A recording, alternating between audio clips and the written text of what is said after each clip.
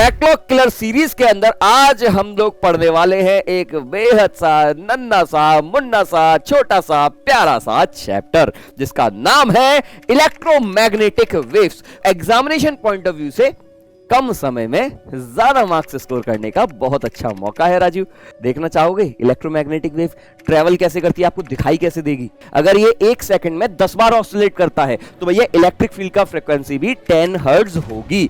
Electromagnetic wave से जब भी आपके पास सवाल आएंगे, तोहफे में नंबर मिल रहे हैं, ठीक है? नाक मुंह मत से कोड़ना और थोड़ा सा केयरफुल रहना। फॉर्मूला याद होगा, खटाक से बन जाएगा, ठीक है? हेलो बच्चों, कैसे हैं आप सभी लोग? मेरा नाम हिमांशु गुप्ता है और फिजिक्स वाला के इस अमेजिंग प्लेटफॉर्म पर आप सभी का बहुत बहुत स्वागत है। तो राजू, बैकलॉग किलर सीरीज के अंदर आज हम लोग पढ़ने वाले हैं एक बेहद सा नन्ना सा मुन्ना सा छोटा सा प्यारा सा चैप्टर जिसका नाम है इलेक्ट्रोमैग्नेटिक वेव्स। बहुत ही आसान सा, बहुत ही छोटा सा चैप्टर। तो क्या कहती है भैया पब्लिक? जेईई मेंस में एक सवाल इससे आने की प्रोबेबिलिटी हमेशा रहती है और अगर साइज का कंपैरिजन किया जाए, ठीक है, अगर साइज का कंपैरिजन किया जाए तो अब तक जहां पर हमने इतने बड़े बड़े चैप्टर्स देखे हैं कि भैया चैप्टर जो है बहुत बहुत लंबे होते हैं, मतलब 10-10, 12-12, 15-15 लेक्चर्स में कवर होते हैं, ठीक है, वो चैप्टर्स यहां पर ये एक ऐसा चैप्टर है जो कि अगर रेगुलर क्लास में भी हम पढ़ते हैं तो 1 लेक्चर या 2 लेक्चर में हम लोग इस चैप्टर को पूरा का पूरा कवर कर लेते हैं। और गिवन द वेटेज के भाई एक सवाल आने की बहुत ज्यादा प्रोबेबिलिटी है, तो एग्जामिनेशन पॉइंट ऑफ व्यू से कम समय में ज्यादा मार्क्स स्कोर करने का बहुत अच्छा मौका है। राजू, तो चल भाई, क्या बोलता है, स्टार्ट करें? बिना देरी किए हुए शुरुआत करते हैं इलेक्ट्रोमैग्नेटिक वेव्स के बारे में, ठीक है? पहले बता दूं कि चैप्टर में कुछ ऐसे फॉर्मूलेज हैं जो आपको डायरेक्टली याद करने हैं, बिकॉज उनका डेरिवेशन जो है वो आपके सिलेबस में नहीं है, ठीक है? तो हमारे सिलेबस में जो इसमें कंटेंट है वो काफी ज्यादा बहुत ही कम सा कंटेंट है, काफी ज्यादा रिड्यूस्ड कंटेंट है, ठीक है? तो जितना जितना बता रहा हूं उसी पार्ट पर फोकस करेंगे और बहुत ज्यादा इधर उधर की ज्ञान की बातें इस चैप्टर में नहीं करनी है, ठीक है राजू? तो चल राजू, क्या बात करेंगे? सबसे पहले डिस्प्लेसमेंट करंट के बारे में बात करेंगे, फिर इसके बाद मैक्सवेल्स इक्वेशंस के बारे में बात करेंगे, properties of EM waves, intensity and radiation क्या होता है, पॉइंटिंग वेक्टर क्या होता है, और इलेक्ट्रोमैग्नेटिक वेव्स आखिर होती क्या है, कैसे जनरेट होती हैं, इन सभी तमाम चीजों के बारे में बात करेंगे और फिर इसके न्यूमेरिकल सॉल्व करेंगे। स्टार्ट करते हैं electromagnetic waves. What are electromagnetic waves? आखिर इलेक्ट्रोमैग्नेटिक वेव्स होती क्या है? तो भाई ऐसा है कि electromagnetic waves are non mechanical waves, जो कि क्या है, these are formed by oscillating electric and magnetic field, ठीक है? तो कुछ कुछ पॉइंट्स मैं आपके सामने यहां लिख रहा हूं। तो these are non mechanical waves, क्योंकि इसमें कोई पार्टिकल ऑसिलेट नहीं करता है। These are formed by oscillating electric and magnetic fields, ठीक है? तो इसके अंदर क्या होता है, ऑसिलेटिंग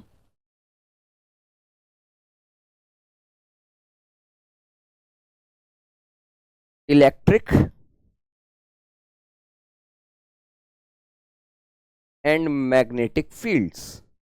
तो जब इलेक्ट्रिक और मैग्नेटिक फील्ड एक दूसरे से ऑसिलेट करते हैं तो ये दोनों जो हैं वो इलेक्ट्रोमैग्नेटिक वेव्स बनाते हैं, ठीक है? सर कौन कौन सी इलेक्ट्रोमैग्नेटिक वेव्स होती हैं? सर हमें पता है light is a form of electromagnetic wave. मैंने कहा बिल्कुल सही बात, ठीक है? तो एग्जांपल्स आपका लाइट हो गया, लेकिन लाइट इलेक्ट्रोमैग्नेटिक वेव का स्पेक्ट्रम का एक बहुत ही छोटा सा हिस्सा है जिसको हमारी आंखें देख पाती हैं। मतलब क्या, 4000 से 7000 एंगस्ट्रम के लगभग तक ये आपकी वेवलेंथ होती है लाइट की। लेकिन इसके बाद वेवलेंथ और इसके पहली वेवलेंथ जो हमारी आंखें देख नहीं पाती हैं, those are also electromagnetic waves, जैसे कि इंफ्रारेड वेव्स तो इलेक्ट्रोमैग्नेटिक है, ultraviolet waves These are also electromagnetic waves.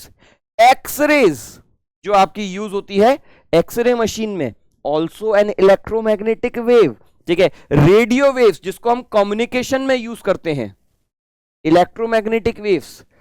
Gamma rays जो न्यूक्लियर रिएक्शंस में निकलती है, ऑल्सो एन इलेक्ट्रोमैग्नेटिक वेव। ये सभी के सभी इलेक्ट्रोमैग्नेटिक वेव्स के ही एग्जांपल्स हैं, अलग अलग फ्रीक्वेंसी और अलग अलग वेवलेंथ के अंतर है बस इसमें, ठीक है। तो बिहेवियर वाइज सारी रेस सेम है, बस अंतर क्या है, लाइट को हम अपनी आई से परसीव कर सकते हैं, बाकी चीजों को हम अपनी आई से नहीं देख सकते हैं, दैट्स द ओनली डिफरेंस। लेकिन बाकी सारे बिहेवियर लगभग लगभग सेम रहते हैं। सर ये तो बात चलो समझ में आ गई।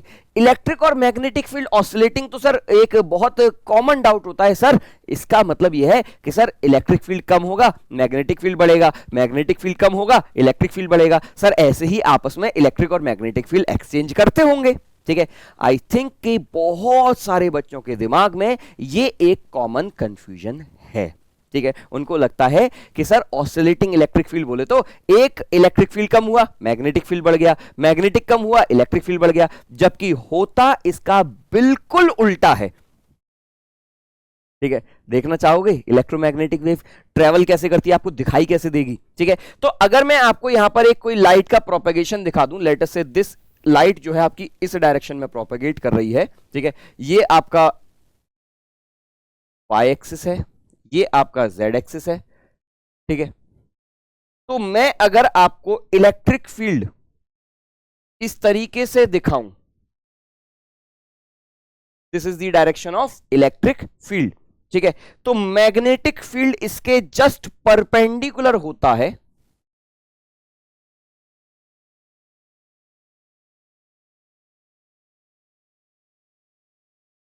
ऐसा।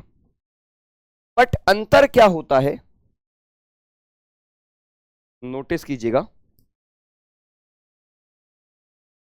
इलेक्ट्रिक और मैग्नेटिक फील्ड एक साथ अपनी मैक्सिमम वैल्यू अचीव कर रहे हैं और एक साथ ही अपनी मिनिमम वैल्यू अचीव कर रहे हैं, ठीक है। अंतर है आपके प्लेन में,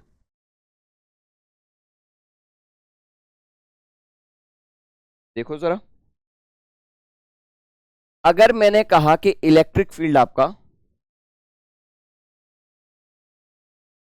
देखो अगर ये आपका एक्स वाई प्लेन में है, if electric field is in X Y plane, तो मैग्नेटिक फील्ड आपका जो है एक्स जेड प्लेन में है, these are basically perpendicular to each other. लेकिन ऐसा नहीं हो रहा है कि सर ये जब मिनिमम हो रहा है तो ये मैक्सिमम हो रहा है, ठीक है। एक साथ मैक्सिमम हो रहे हैं, एक साथ जीरो हो रहे हैं, एक साथ मिनिमम हो रहे हैं, तो मैं कह सकता हूं केवल प्लेन ऑफ ऑसिलेशन अलग अलग है, बाकी सभी चीजें, इन दोनों का वेवलेंथ भी सेम है, इन दोनों का टाइम पीरियड भी सेम है, इन दोनों का फेज भी सेम है। तो क्या मैं यहां पर यह बोल दूं इलेक्ट्रिक एंड मैग्नेटिक फील्ड्स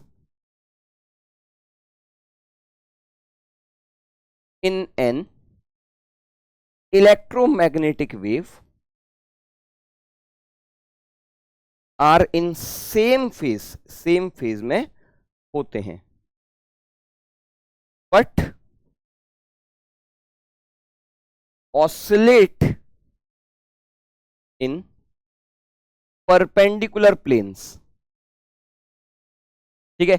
एक दूसरे के परपेंडिकुलर प्लेन्स में क्या कर रहे हैं, ये दोनों ऑसिलेट कर रहे हैं। तो एक मिसकंसेप्शन आई थिंक आपका दूर हो गया होगा, जहां पर इलेक्ट्रिक और मैग्नेटिक फील्ड बच्चों को लगता है सर एक मैक्सिमम होगा फिर मिनिमम होगा, मतलब जितने इलेक्ट्रिक फील्ड की एनर्जी वो मैग्नेटिक फील्ड में चली गई, मैग्नेटिक की एनर्जी इलेक्ट्रिक में चली गई। नहीं भैया, ठीक है, ये दोनों एक साथ मैक्सिमम होते हैं, एक साथ जीरो होते हैं, एक साथ मिनिमम होते हैं। सर ये इलेक्ट्रोमैग्नेटिक वेव्स जनरेट कैसे होती हैं, how do we generate electromagnetic waves, ठीक है। तो आपने अभी तक जितना इलेक्ट्रोडायनेमिक्स पढ़ा है वहां पर देखिएगा, जब भी हम बोलते हैं कि कोई भी एक स्टेशनरी चार्ज है, तो जब कोई एक स्टेशनरी चार्ज है ये क्या करता है, ये केवल और केवल इलेक्ट्रिक फील्ड जनरेट करता है। Stationary charge creates only and only electric field, ठीक है। अगर चार्ज मूव कर रहा है कांस्टेंट वेलोसिटी से, चार्ज मूविंग एट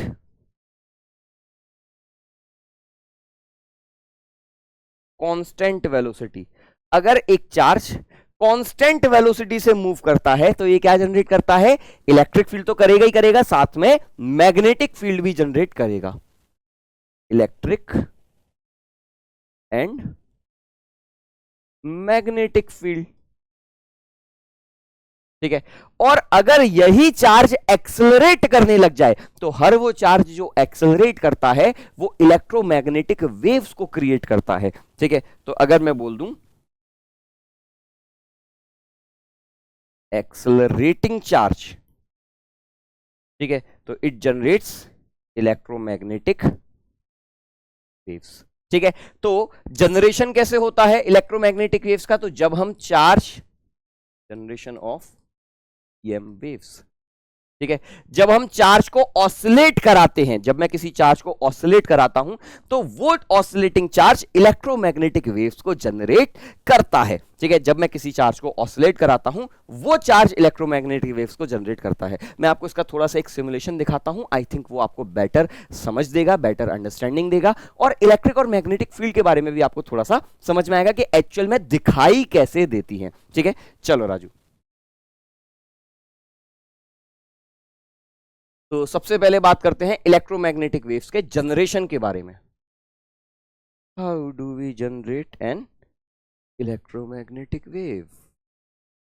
ठीक है, इस तरीके से हम इलेक्ट्रोमैग्नेटिक वेव्स को जनरेट करते हैं। जरा ध्यान दीजिएगा, जब भी कोई चार्ज ऑसिलेट कर रहा है, नोटिस कीजिएगा, जब भी कोई चार्ज आपका ऑसिलेट कर रहा है तो भैया क्या है, इलेक्ट्रिक फील्ड हर जगह है, ये इलेक्ट्रिक फील्ड भी साथ में ऑसिलेट करेगा, कि चार्ज ऑसिलेट कर रहा है तो इलेक्ट्रिक फील्ड भी ऑसिलेट करेगा, और यही इलेक्ट्रिक फील्ड का ऑसिलेशन बेसिकली इलेक्ट्रोमैग्नेटिक वेव को जनरेट करता है। ये आपका क्या दिखाई दे रहा है, इलेक्ट्रोमैग्नेटिक वेव। मैं यहां पर इसका व्यू चेंज करके दिखाता हूं, देखो अगर 2D में देखोगे तो इस तरीके से दिखेगा। ठीक है, जैसे जैसे मैं इसको घुमाता जा रहा हूं तो देखो, ठीक है, ये आपका 3D व्यू है, आपको इलेक्ट्रोमैग्नेटिक वेव इस तरीके से दिखाई दे रही हैं। मैं थोड़ी सी ब्राइटनेस कम करके आपको दिखाता हूं, आई थिंक ज्यादा बेटर क्लियर अंडरस्टैंडिंग यहां पर आपको होगी। ठीक है, इस तरीके से आपको दिखाई देगा 2D में, 3D में। ठीक है, इलेक्ट्रिक फील्ड, सर फिर मैग्नेटिक फील्ड कैसा दिखेगा, मैग्नेटिक फील्ड इसी के जस्ट परपेंडिकुलर है। इलेक्ट्रिक फील्ड हटा दिया, ये मैग्नेटिक फील्ड, मतलब क्या, अगर इलेक्ट्रिक फील्ड y प्लेन में है तो मैग्नेटिक फील्ड आपका z प्लेन में है, एक दूसरे के परपेंडिकुलर है, लेकिन एक साथ मैक्सिमम वैल्यू अचीव कर रहे हैं, एक साथ मिनिमम वैल्यू अचीव कर रहे हैं। अब इनमें से, ये तो 3D में बहुत सारी रेज हैं, इनमें से कोई एक रे पकड़ करके उसके बारे में हम स्टडी करते हैं। तो ऑसिलेटिंग चार्ज, अगर कोई चार्ज ऑसिलेट करता है, जितनी फ्रीक्वेंसी से ये ऑसिलेट करेगा उसी फ्रीक्वेंसी की इलेक्ट्रोमैग्नेटिक वेव भी जनरेट होगी। ठीक है, अगर ये 1 सेकंड में 10 बार ऑसिलेट करता है तो भैया इलेक्ट्रिक फील्ड का फ्रीक्वेंसी भी 10 हर्ट्ज होगी। एक इलेक्ट्रिक फील्ड भी 1 सेकंड में 10 बार ही ऑसिलेट करेगा, यानी कि इलेक्ट्रिक फील्ड का फ्रीक्वेंसी और इस चार्ज की फ्रीक्वेंसी एग्जैक्टली मैच करती है। राजू समझ में आया।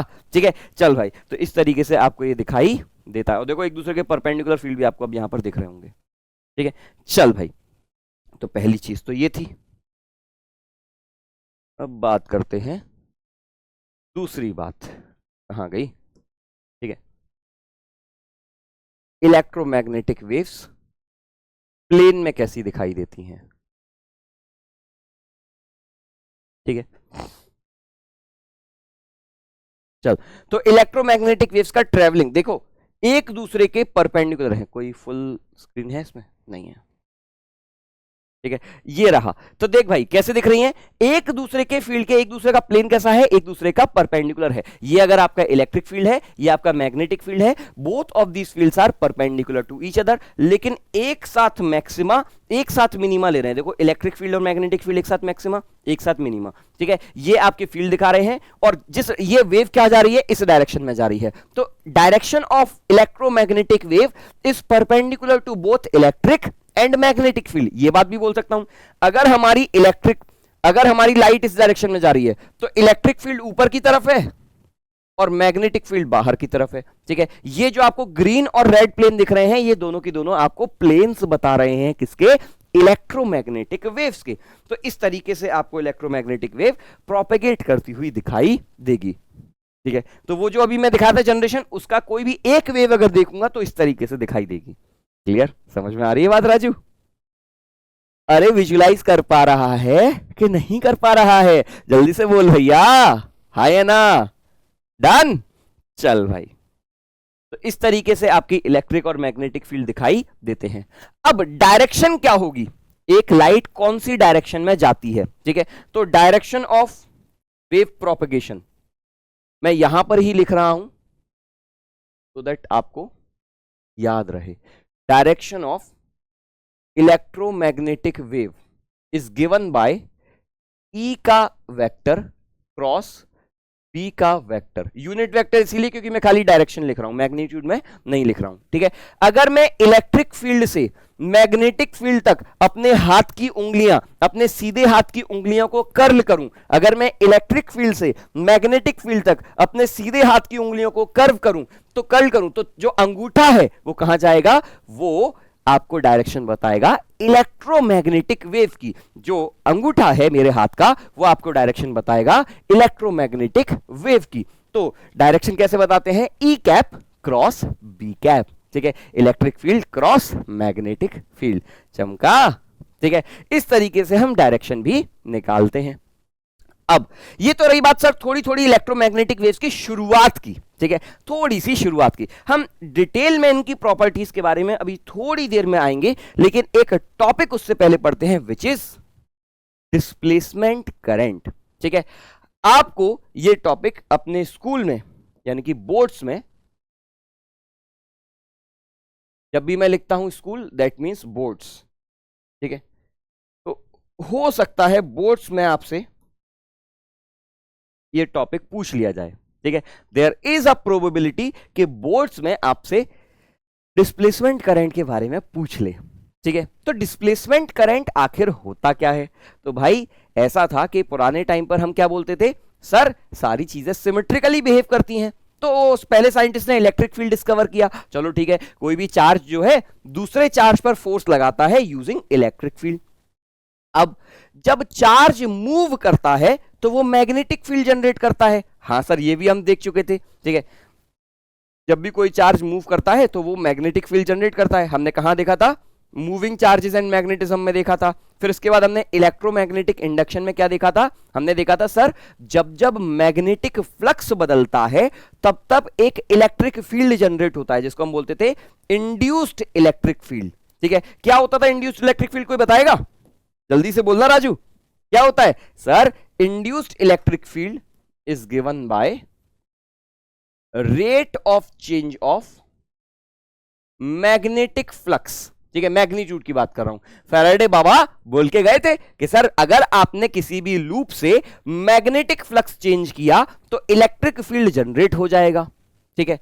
अब साइंटिस्ट यही चीज सोचते थे कि यार इसका मतलब है कि सर अगर मैं किसी भी लूप से इलेक्ट्रिक फ्लक्स चेंज करूं तो मैग्नेटिक फील्ड भी जनरेट होना चाहिए। इलेक्ट्रिक फ्लक्स जनरेट करूं तो मैग्नेटिक फील्ड भी जनरेट होना चाहिए। लेकिन हमें पता है कि मैग्नेटिक फील्ड कैसे जनरेट होता है?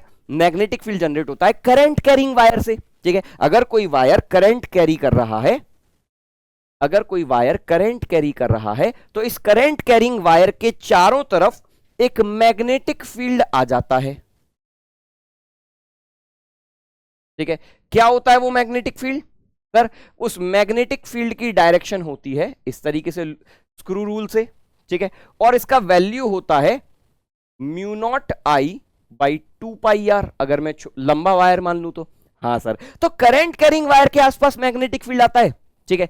लेकिन सर ये तो सिमेट्री नहीं बन रही। करंट कैरिंग वायर के आसपास मैग्नेटिक फील्ड आया, लेकिन sir current electric field generate करने के लिए मैग्नेटिक फ्लक्स को बदलना पड़ता है, ठीक है? सर ये चीज तो कुछ सिमेट्री नहीं बैठ रही। मतलब क्या?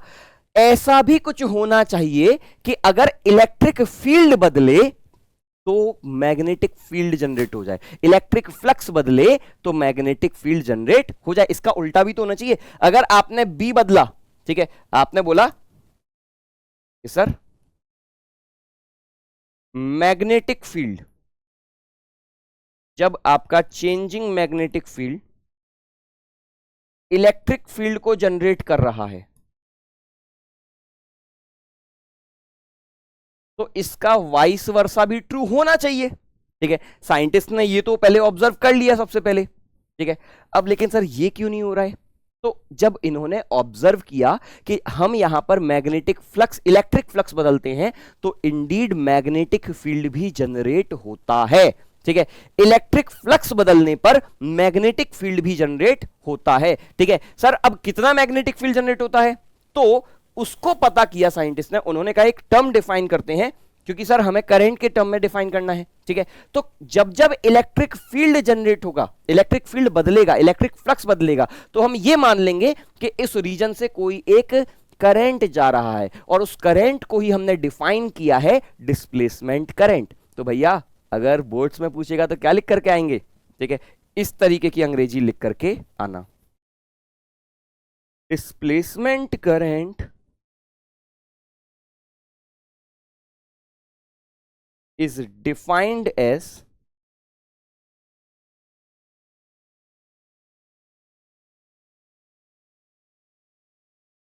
epsilon naught times the rate of change of electric flux to a region। ठीक है, और इसके नीचे इस तरीके की डेफिनेशन लिख करके आ जाना। एग्जैक्टली आइडेंटिकल बिहेवियर तो नहीं आया, लेकिन काफी कुछ मिलता जुलता सा बिहेवियर आ गया, और यही करंट जो है वो आपका मैग्नेटिक फील्ड को जनरेट करता है। ठीक है सर, ये कुछ कुछ जमा नहीं। ठीक है, ऐसा ही क्यों डिफाइन किया, इसी तरीके से क्यों डिफाइन किया? सर ये तो आपने बोल दिया इट इज डिफाइंड एज, ऐसा होता है। ठीक है, क्यों होता है सर? थोड़ा थोड़ा और डिटेल में बताओ ना इसको, ऐसा ही क्यों आया? तो थोड़ी सी डिटेल में बताता हूं। ठीक है, तो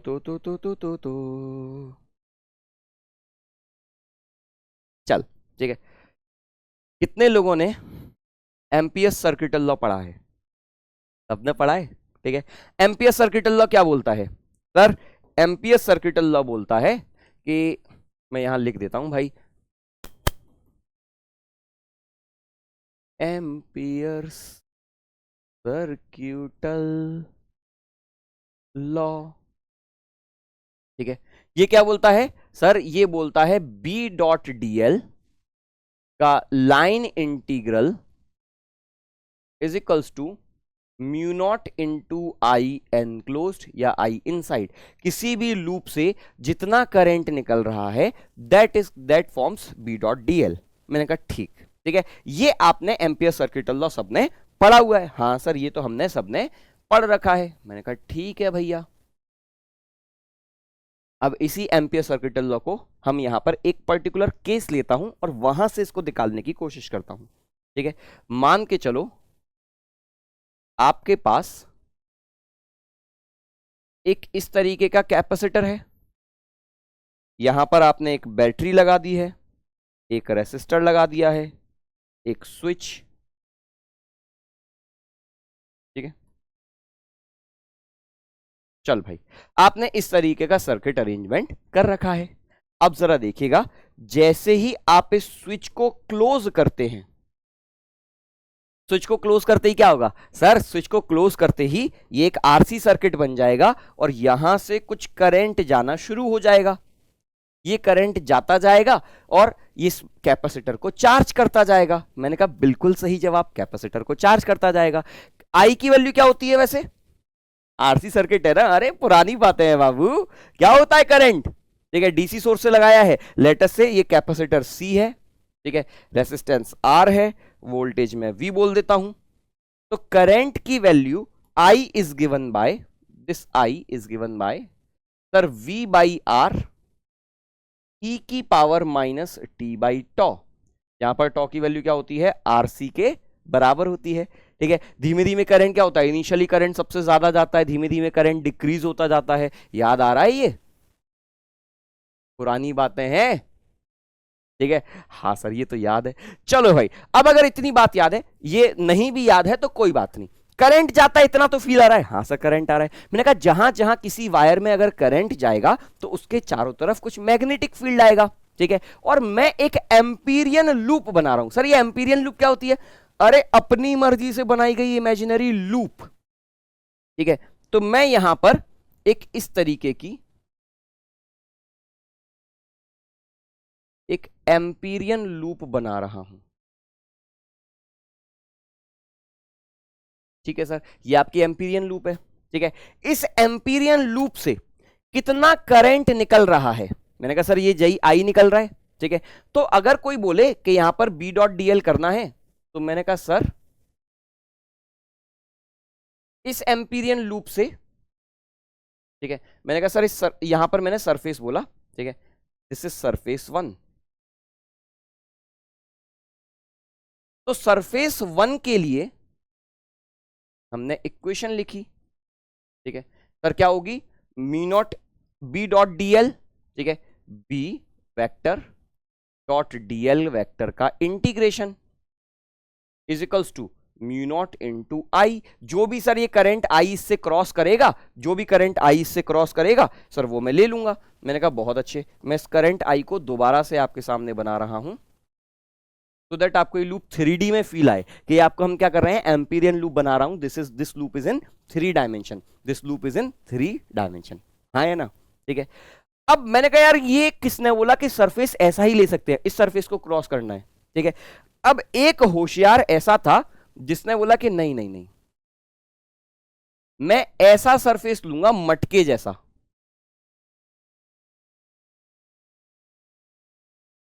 ठीक है। अरे यार लूप वही है, एम्पीरियन लूप सेम है। देखो ये ग्रीन वाली, this is your Amperian loop,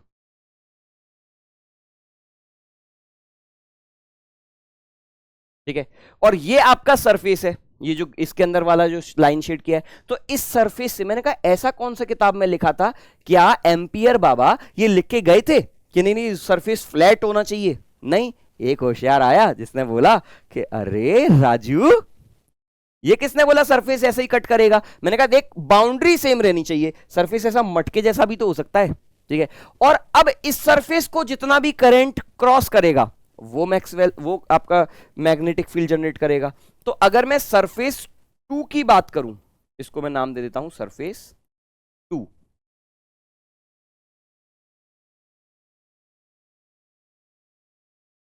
surface 2 से कितना करंट निकल रहा है? फॉर्मूला तो वही लगेगा सर, बी डॉट डीएल का इंटीग्रल म्यू नॉट इंटू आई। लेकिन सर यहां से तो कोई करंट निकल ही नहीं रहा है, यहां से तो कोई करंट निकल ही नहीं रहा। इसका मतलब सर यहां पर तो आई 0 हो जाना चाहिए और बी डॉट डीएल 0 आ जाना चाहिए। लेकिन तुम्हें पता है मैग्नेटिक फील्ड तो आएगा, क्योंकि इस रीजन में करंट है तो इसके आसपास मैग्नेटिक फील्ड है। मैग्नेटिक फील्ड तो तुम नाप रहे हो, ठीक है। दैट मीन्स कि यहां पर इस रीजन में करंट नहीं है, तो कुछ और चीज क्रॉस करनी चाहिए जिसकी वजह से मैग्नेटिक फ्लक्स आ जाए, ठीक है, जिसकी वजह से मैग्नेटिक फील्ड जनरेट हो। मैंने कहा इस रीजन में क्या क्रॉस कर रहा है? सर ये बैटरी चार्ज कर रही है, यहां पर इस पर पॉजिटिव चार्ज आएगा। मैंने कहा ठीक है, यहां पर नेगेटिव चार्ज आएगा। मैंने कहा ये भी बात मानी तुम्हारी।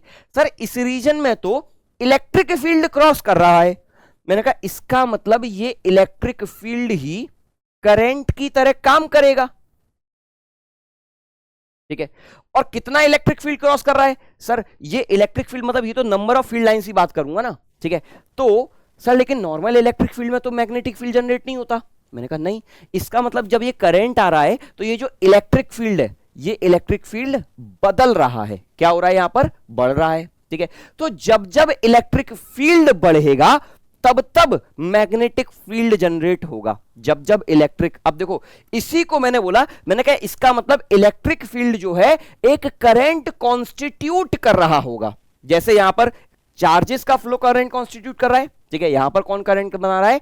चार्जेस का फ्लो। तो ठीक इसी तरीके से इलेक्ट्रिक फील्ड का फ्लो भी एक तरीके का करंट प्रोड्यूस कर रहा होगा, जो कि यहां पर मैक्सवेल एम्पियर्स लॉ में आ जाएगा, ठीक है। और उसी करंट को हम बोल देते हैं डिस्प्लेसमेंट करंट। तो this displacement current is produced by variable electric field. जिस जिस रीजन में इलेक्ट्रिक फील्ड वेरी करेगा, और टू बी प्रिसाइज जिस जिस रीजन में इलेक्ट्रिक फ्लक्स वेरी करेगा, उस रीजन में हम बोल देंगे ये आया।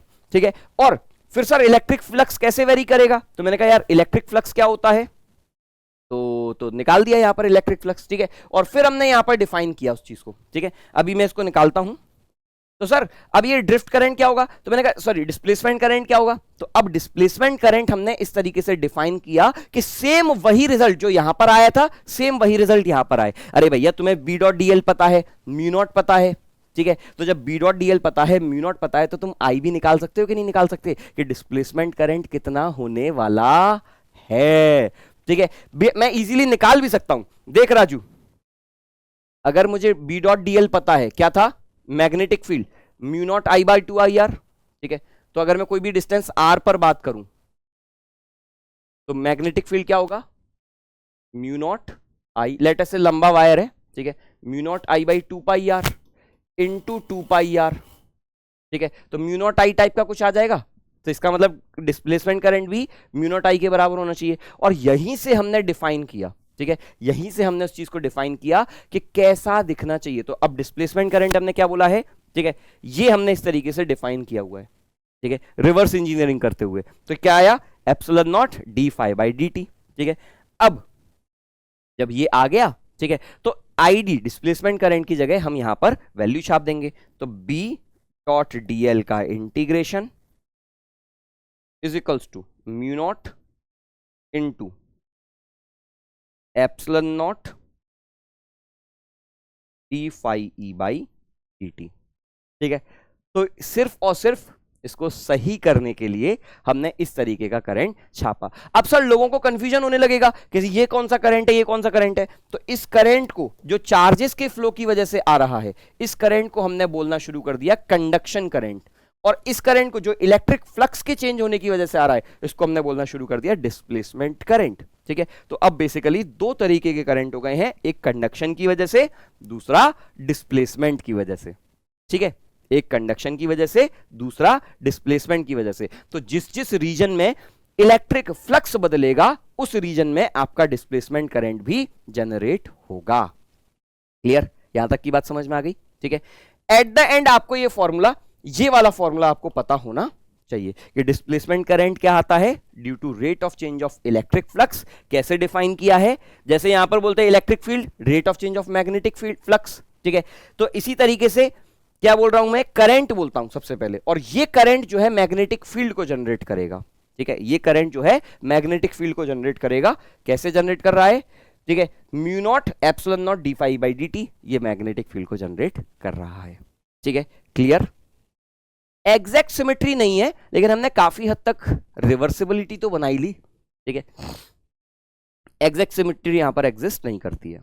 चलो भाई, ये अभी भी साइंटिस्ट के दिमाग में एक बहुत बड़ी पजल है कि एग्जैक्ट सिमेट्री क्यों नहीं करती। नहीं करती तो नहीं करती यार। ठीक है, चल भाई, अब मैंने कहा सर क्या वैल्यू होगी। जैसे अब मैं यहां पर एक चीज और बता दूं। ठीक है, ये आपके बोर्ड्स में बहुत ज्यादा प्रोबेबिलिटी है कि ये पूछ लिया जाए। ठीक है, स्कूल में हो सकता है अभी तक तो पूछ भी लिया गया होगा। ठीक है, तो ये आपके स्कूल में यानी कि बोर्ड्स में आने की बहुत ज्यादा प्रोबेबिलिटी है। अब मैं क्या करना चाह रहा हूं, बहुत ध्यान से सुनना। किसी भी कैपेसिटर के अंदर मैग्नेटिक फील्ड कितना होता है, मैं ये निकालने की अब कोशिश कर रहा हूं।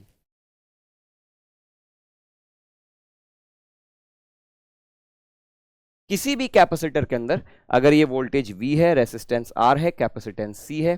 ठीक है सर, यहां पर ये जैसे ही मैं स्विच को क्लोज करूंगा, क्लोज करते ही यहां पर कुछ चार्ज आना शुरू हो जाएगा, यहां पर नेगेटिव चार्ज आना शुरू हो जाएगा, हाँ है ना। तो इसके बीच में क्या आ जाएगा सर? इसके बीच में एक इलेक्ट्रिक फील्ड आ जाएगा। अब मैं अगर एक सरफेस यहां पर ले लूं इस तरीके से, सर बिल्कुल ले सकते हैं, उसमें क्या है। ठीक है, तो मैंने कहा यार यहां से कितना इलेक्ट्रिक फ्लक्स निकल रहा है।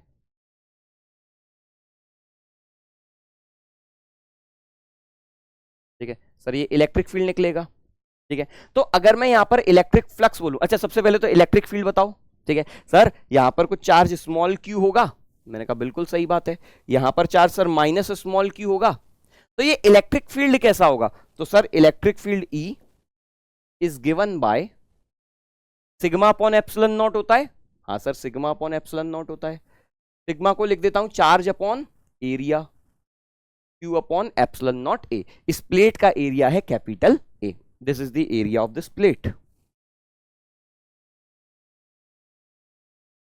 हाँ सर, ठीक है। तो इस लूप से कितना फ्लक्स पास हो रहा है, ठीक है। तो मैं अब इलेक्ट्रिक फ्लक्स के बारे में बात कर रहा हूं। सर इलेक्ट्रिक फ्लक्स क्या हो जाएगा? Electric field into area A, जो भी इस लूप का एरिया होगा। मैं ये नहीं बोलता कि ये लूप पूरी पूरी एरिया के बराबर है, ठीक है। अगर इस लूप का एरिया स्मॉल ए के बराबर है, ठीक है, तो क्या हो जाएगा? ई इंटू ए। तो इसकी वजह से यहां पर कितना फ्लक्स आएगा, ठीक है, इसकी वजह से इलेक्ट्रिक फील्ड आ जाएगा ई, कैपिटल ई इंटू ए। मैंने कहा ठीक है, आप इसको लिख सकते हो Q upon epsilon naught capital A into small A, ठीक है। ये इलेक्ट्रिक फ्लक्स आ गया है। अब इलेक्ट्रिक फ्लक्स आ गया तो डिस्प्लेसमेंट करंट कितना आ जाएगा? डिस्प्लेसमेंट करंट होता है epsilon not times rate of change of electric flux, ठीक है सर। मैंने कहा एप्सिलॉन नॉट टाइम्स, ये लिख देता हूं Q upon epsilon not A into small a, ठीक है। एप्सिलॉन नॉट से एप्सिलॉन नॉट खत्म हो गया, डिस्प्लेसमेंट करंट आ जाएगा Q into small a upon capital A, ठीक है। अब इसकी वजह से ठीक है, यहां पर आपके पास क्या आएगा? एक मिनट, डिफरेंशिएशन तो किया ही नहीं, एक मिनट, डिफरेंशिएशन नहीं किया Raju. Epsilon naught d by D T of Q A upon epsilon naught A. Epsilon naught तो फिर भी खत्म होगा, कांस्टेंट है। Small A capital A constant है, बाहर आ जाएंगे। D Q by D T into small A upon capital A. और D Q by D T क्या है? Rate of change of charge. ये किसके बराबर होगा सर? ये तो करंट, कंडक्शन करंट के बराबर होगा, ठीक है। तो डिस्प्लेसमेंट करंट क्या हो जाएगा sir? Displacement current is equals to conduction current into small A upon capital A, ठीक है। This is the relation between displacement current and conduction current, और ये आपको स्कूल में डिराइव करने को बोलता है। और अगर स्मॉल ए की वैल्यू कैपिटल ए के बराबर हो जाए तो डिस्प्लेसमेंट करंट कंडक्शन करंट के बराबर हो जाएगा, ठीक है। तो ये रिजल्ट आपको निकालने को बोलता है, ठीक है। आपको ये बताता ही नहीं, वो सिर्फ ये बताता है पूरा एरिया पूरा कैपिटल ए ही ले लेगा, ठीक है। अगर कैपिटल ए लेगा तो सीधा सीधा आ जाएगा। अच्छा, अगर आपको डिस्प्लेसमेंट करंट पता चल गया तो यहां पर अगर आपको मैग्नेटिक फील्ड पता करना है, इस रीजन में अगर कोई बोल दे कि यहां पर मैग्नेटिक फील्ड कितना होगा, तो क्या मैं मैग्नेटिक फील्ड भी निकाल सकता हूं? सीधा सीधा क्या बोलूंगा? B डॉट dl का integration mu naught into I, इस बार कौन सा करंट लूंगा? Displacement current. तो B into 2πr is equals to mu naught into, ये कितना आ जाएगा? Conduction current small a by capital A, ठीक है। जो भी आप लिखोगे ID की वैल्यू, ठीक है। और कंडक्शन करंट आपको हर टाइम पर पता है, V बाई आर ई की power minus T by two. आप चाहोगे तो यहां पर छाप देना, ठीक है। आपको कंडक्शन करंट आ जाएगा, आपको मैग्नेटिक फील्ड भी पता चल जाएगा, ठीक है। तो इस तरीके से अगर निकालना हो तो मैग्नेटिक फील्ड भी मैं निकाल सकता हूं, ठीक है। अभी तो कंडक्शन करंट के टर्म में आएगा, लेकिन अगर निकाल, और कंडक्शन करंट आपको अच्छे से पता है that conduction current is given by this is V by R E की power minus T by tau. हालांकि इसकी कहीं जरूरत नहीं पड़ती है, ठीक है। मैग्नेटिक फील्ड आपसे कोई नहीं पूछेगा, आपसे जो पूछेंगे that is relation between displacement current and conduction current, ठीक है। तो ये क्या है?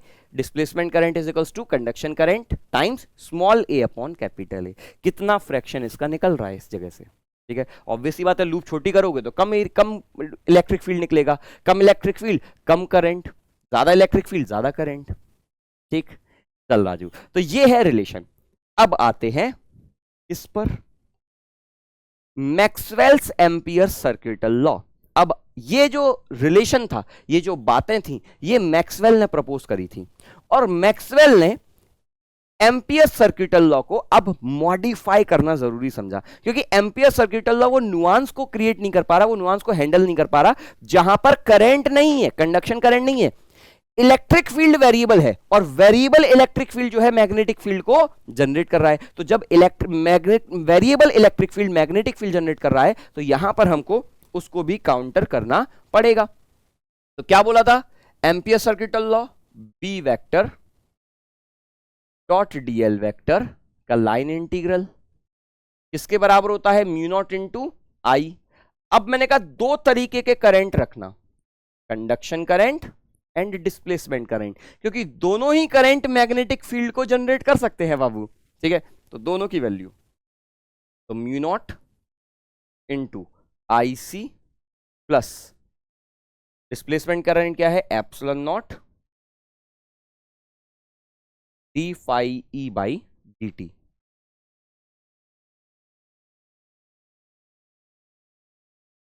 ठीक है, आई थिंक ऊपर वाला रिलेशन जो है वो ज्यादा सुंदर है देखने में, तो ये याद करने में भी कंपैरेटिवली इजी होगा।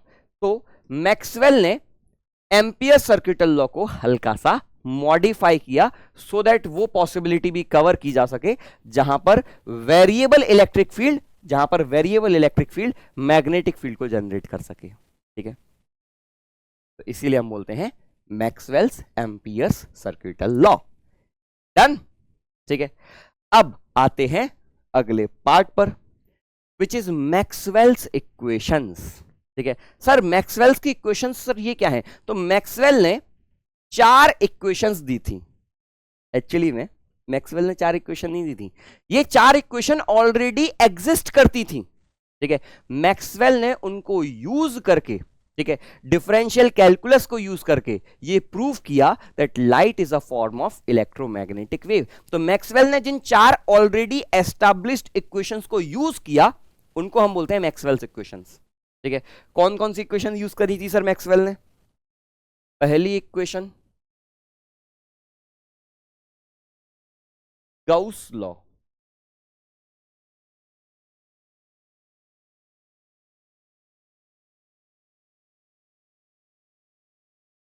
Gauss law for electric field. ठीक है, क्या होता है, total electric flux is equals to mu naught into I in, sorry mu naught क्यों लिख रहा हूं यार, Q inside by epsilon naught, charge by epsilon naught. Total electric flux क्या होता है, Q inside by epsilon naught. तो इसी को उन्होंने लिख दिया E vector dot D A vector का surface integral Q inside upon epsilon not. This is your first Maxwell's equation. ठीक है, अरे गॉस लॉ यार इलेक्ट्रोस्टैटिक्स में कितना पढ़ा है। ठीक है, याद है सिमेट्री से हम लोग इलेक्ट्रिक फील्ड वगैरह निकालते थे, तो ई डॉट डी ए का integration is equals to Q inside by epsilon naught. हाँ सर ये तो हमें पता है। ठीक है, मैंने कहा अगर ये पता है तो बाकी भी तुमको ऐसे ही याद आएंगे, चारों इक्वेशन तुमने ऑलरेडी पढ़ रखी हैं।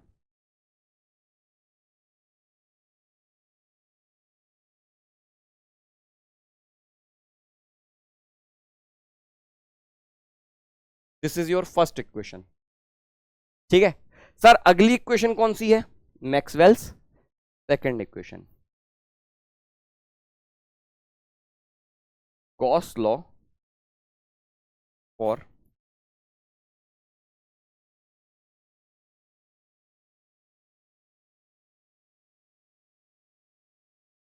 Magnetic field. ठीक है, मैग्नेटिक फील्ड के लिए क्या गॉस लॉ होता है सर, सेम वही चीज बोलता हूं जैसा मैंने गॉस लॉ इलेक्ट्रिक फील्ड के लिए बोला था। तो magnetic flux is equals to Q inside, मतलब पोल इनसाइड, सीधा सीधा लिख दे जीरो। सर जीरो क्यों, क्योंकि मैग्नेटिक मोनोपोल्स एग्जिस्ट नहीं करते। एक तरफ जहां पर आपका पॉजिटिव नॉर्थ पोल रखोगे वहां पर साउथ पोल भी आना ही आना है। तो एक जगह से अगर magnetic field lines always form closed loop. ठीक है, अगर मैंने कहा ये नॉर्थ पोल है ये साउथ पोल है, तो magnetic field lines always form closed loop. तो सर अगर ऐसा बना रहा है तो आपने कोई भी गॉसियन सरफेस लिया, चाहे ये वाला ले लो चाहे कोई भी ले लो, तो जितनी फील्ड लाइन अंदर आएंगी उतनी बाहर जाएंगी, तो magnetic flux is always zero. ठीक है, लॉजिक क्या है? Magnetic monopoles don't exist in nature and B magnetic field lines always forms closed loops। ठीक है, ये हमेशा क्लोज लूप बनाएगा। तो अगर क्लोज लूप बना रहा है, कोई भी ऐसी क्लोज लूप है, आपने कोई भी सरफेस लिया तो एक जगह से लाइन अंदर आएगी एक जगह से बाहर जाएगी, यहां से लाइन अंदर आ रही है यहां से बाहर जा रही है, तो मैग्नेटिक फ्लक्स क्या होगा? हमेशा जीरो होगा। इसको भी थोड़ा सा सुंदर बना देते हैं। Integral of P vector dot D A is always zero. Second equation, ठीक है, तो मैक्सवेल्स सेकंड इक्वेशन, इस इक्वेशन को हम बोलते हैं सेकंड इक्वेशन। ठीक है, दो इक्वेशन हो गई, दो और बची हैं। ठीक है, चल राजू, तीसरी इक्वेशन फैराडे बाबा की, फैराडेज लॉ। ठीक है, तो अब इसका मतलब कुछ नया तो नहीं पढ़ रहे हो राजू? पुरानी पुरानी बातें हैं बेटा, सारी की सारी बातें वही हैं। ठीक है, चल भैया, पुरानी बात, फैराडेज लॉ क्या होता है? Total EMF induced is equals to rate of change of magnetic flux. ठीक है, किसी भी रीजन से जितना मैग्नेटिक फ्लक्स बदलेगा, ठीक है, जितना मैग्नेटिक फ्लक्स बदलेगा उतना ईएमएफ जनरेट होगा। ठीक है, और इसी को मैं लिख देता हूं, ई इंड्यूस किसके बराबर हो जाएगा? Minus of E vector dot DL vector का इंटीग्रेशन।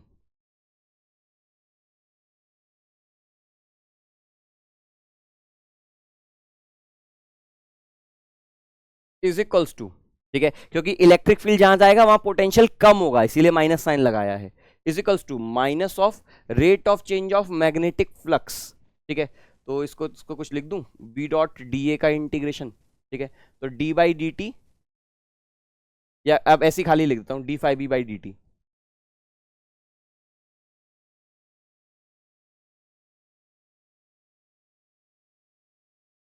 आप चाहो तो इसको और सिंप्लीफाई कर सकते हो, बी डॉट डी ए का इंटीग्रेशन, ठीक है, और फिर उसका डिफरेंशिएशन लिख ही देता हूं, d by D T of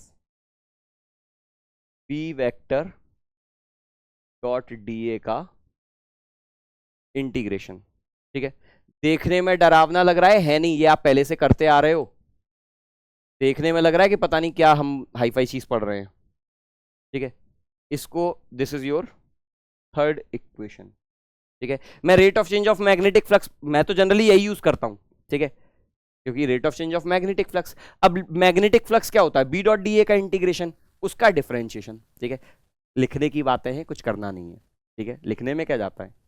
ठीक है राजू, चल भाई, सर माइनस से माइनस काट दो। ठीक है, तो माइनस से माइनस उड़ा भी देते हैं और सीधा सीधा आप लिख दोगे, मैं यहां पर काट नहीं रहा हूं, आप काट सकते हो।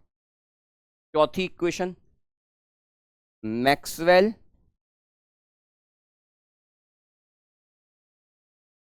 एम्पियर्स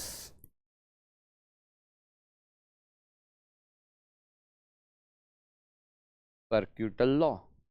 ठीक है, मैक्सवेल एम्पियर्स सर्क्यूटल लॉ। ठीक है, तो ये क्या बोला था? B vector dot DL vector का line integral is equals to mu naught into conduction current plus displacement current. ठीक है, तो बस अब ये वैल्यू छाप देना, बी डॉट डीएल का line integral is equals to mu naught conduction current या D Q by D T plus epsilon naught D phi E by D T. चाहो तो और भी इसके आगे एक्सटेंड कर सकते हो कि ई डॉट डी ए का इंटीग्रेशन। ठीक है, तो भी ऐसा गंदा दिख जाएगा। मतलब क्या?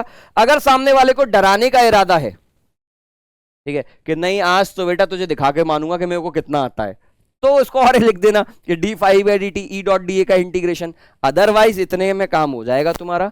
इन चारों इक्वेशंस को कलेक्टिवली हम बोलते हैं मैक्सवेल्स इक्वेशन। ठीक है, इन चारों इक्वेशंस को कलेक्टिवली हम बोलते हैं मैक्सवेल्स इक्वेशंस। तो मैक्सवेल्स इक्वेशंस ऐसा नहीं कि मैक्सवेल ने इन्वेंट करी हैं या कोई ब्रांड न्यू इक्वेशंस हैं, मैक्सवेल ने इन चारों इक्वेशन को यूज किया और इनको सॉल्व करके ये प्रूव किया that light is a form of electromagnetic waves. ठीक है, तो Maxwell used these equations and proved that light is an electromagnetic wave। Sir कैसे प्रूव किया? मैंने कहा वो हमारे सिलेबस में नहीं है। ठीक है, जब इंजीनियरिंग में जाओगे आराम से मस्त फोकट में फ्री बैठे हो, आराम से देखते रहना, इसकी रिसर्च करते रहना। ठीक है, क्योंकि इसका मैथ्स हमारे सिलेबस में नहीं है। ठीक है, सिंपल सी बात है, इसका मैथ्स हमारे सिलेबस में नहीं है। यहां पर हम डाइवर्जेंस और कर्ल्स के हेल्प में, अभी तो मैंने आपको सिर्फ इस प्लेन इंग्लिश में लिखा है जो हम जानते हैं, डिफरेंशिएशन और इंटीग्रेशन। ठीक है, जब आप मैथ्स में देखोगे तो यहां पर आपको इंटीग्रेशन नहीं दिखेगा, आपको यहां पर डिफरेंशिएशन नहीं दिखेगा, वहां पर आपको डाइवर्जेंसेस दिखाई देंगे, वहां पर आपको कर्ल दिखाई देंगे। दो अलग अलग टर्म्स हैं। ठीक है, हालांकि कुछ कुछ आपने पढ़ रखे हैं, लेकिन अभी मैं उस मैथ्स में नहीं जाऊंगा because that is not in your syllabus. ठीक है, चल भाई, तो अभी बस अभी कोई बोलेगा write down Maxwell's equation, 4 equation लिख करके आगे बढ़ जाना। ठीक है, और पूछ सकता है, देख बाबू, ठीक है, पूछ सकता है तेरे से, तो मैक्सवेल्स इक्वेशंस लिखने को पूछ सकता है। ट्रैवलिंग वेव इक्वेशन क्या होती है? ट्रैवलिंग वेव की इक्वेशन, चल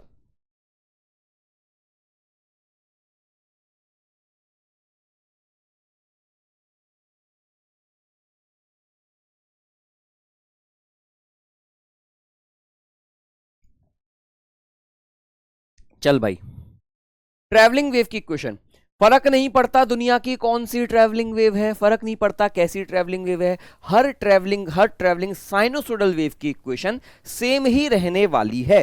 तो मैंने कहा यार अगर इलेक्ट्रिक और मैग्नेटिक फील्ड है, मान के चलो ये आपके पास लाइट है वेव की, ठीक है, इलेक्ट्रिक वेव कुछ आपकी इस तरीके से है, तो अगर मैं इलेक्ट्रिक वेव की इक्वेशन लिखूं, मैक्सिमम इलेक्ट्रिक फील्ड क्या है? ई नॉट है। ठीक है, एक जनरल इक्वेशन क्या होती है किसी भी ट्रैवलिंग वेव की? y is equals to A sine के x minus omega t. A क्या होता है? एम्पलीट्यूड, के होता है वेव नंबर, और यहां पर एंगुलर वेव नंबर, ओमेगा क्या होता है? Angular speed. ठीक है, तो कहने का मतलब ये है कि अगर आपको ये पता है, ये स्टैंडर्ड इक्वेशन है, क्लास आपने 11th में भी ये चीज पढ़ी थी, स्टैंडर्ड वेव की इक्वेशन, हमने ऑल्टरनेटिंग करंट में भी ये चीज पढ़ी थी। ऑल्टरनेटिंग करंट में क्या था? v is equal to V naught sine omega t, current I is equal to I naught sine omega t. तो सेम वही चीज यहां पर भी है। तो अगर मैं कहूं कि इलेक्ट्रिक फील्ड, ये क्या हो जाएगा? E naught maximum electric field sine के x minus omega T.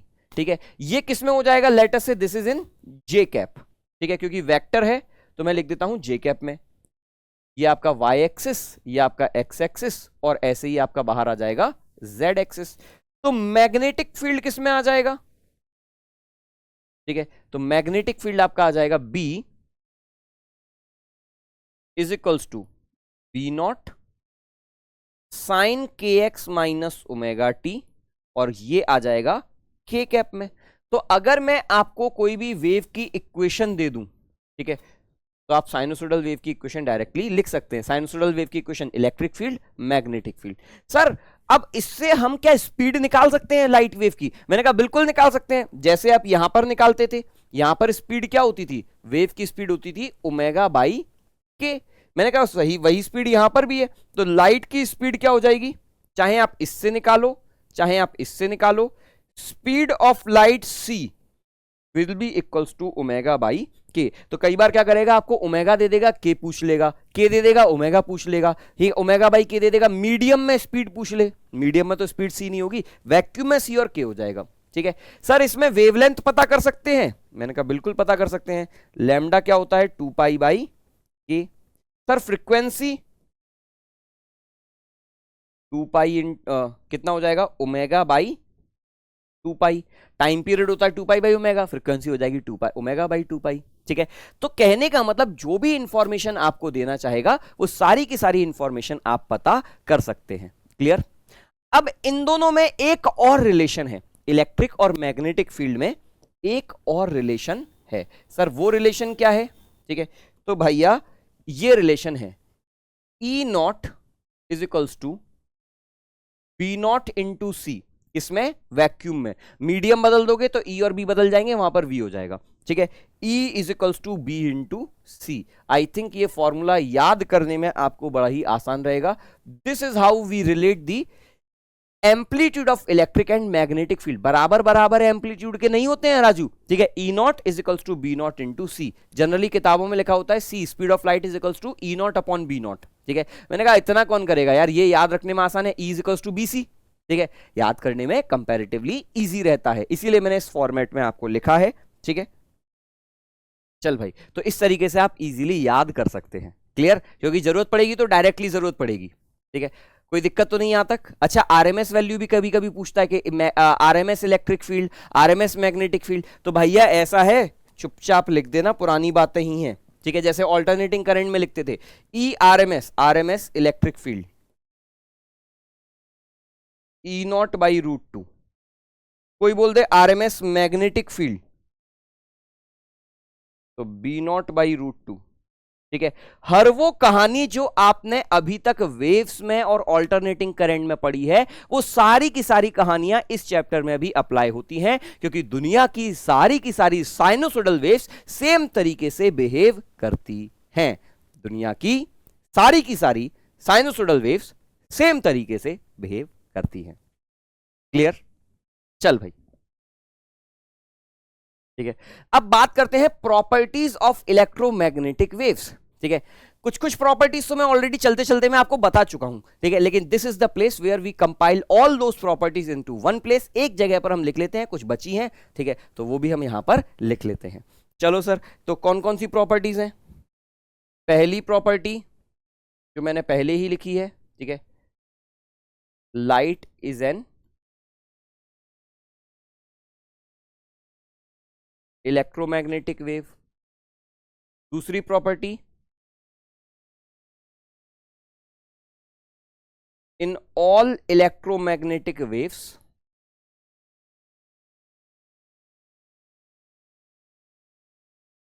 there is no oscillating particle। कोई पार्टिकल ऑसिलेट नहीं करता है। ठीक है, rather in electromagnetic waves electric and magnetic fields oscillate। ठीक है, इलेक्ट्रिक और मैग्नेटिक फील्ड्स ऑसिलेट करते हैं। तीसरी property, electromagnetic waves do not deviate in electric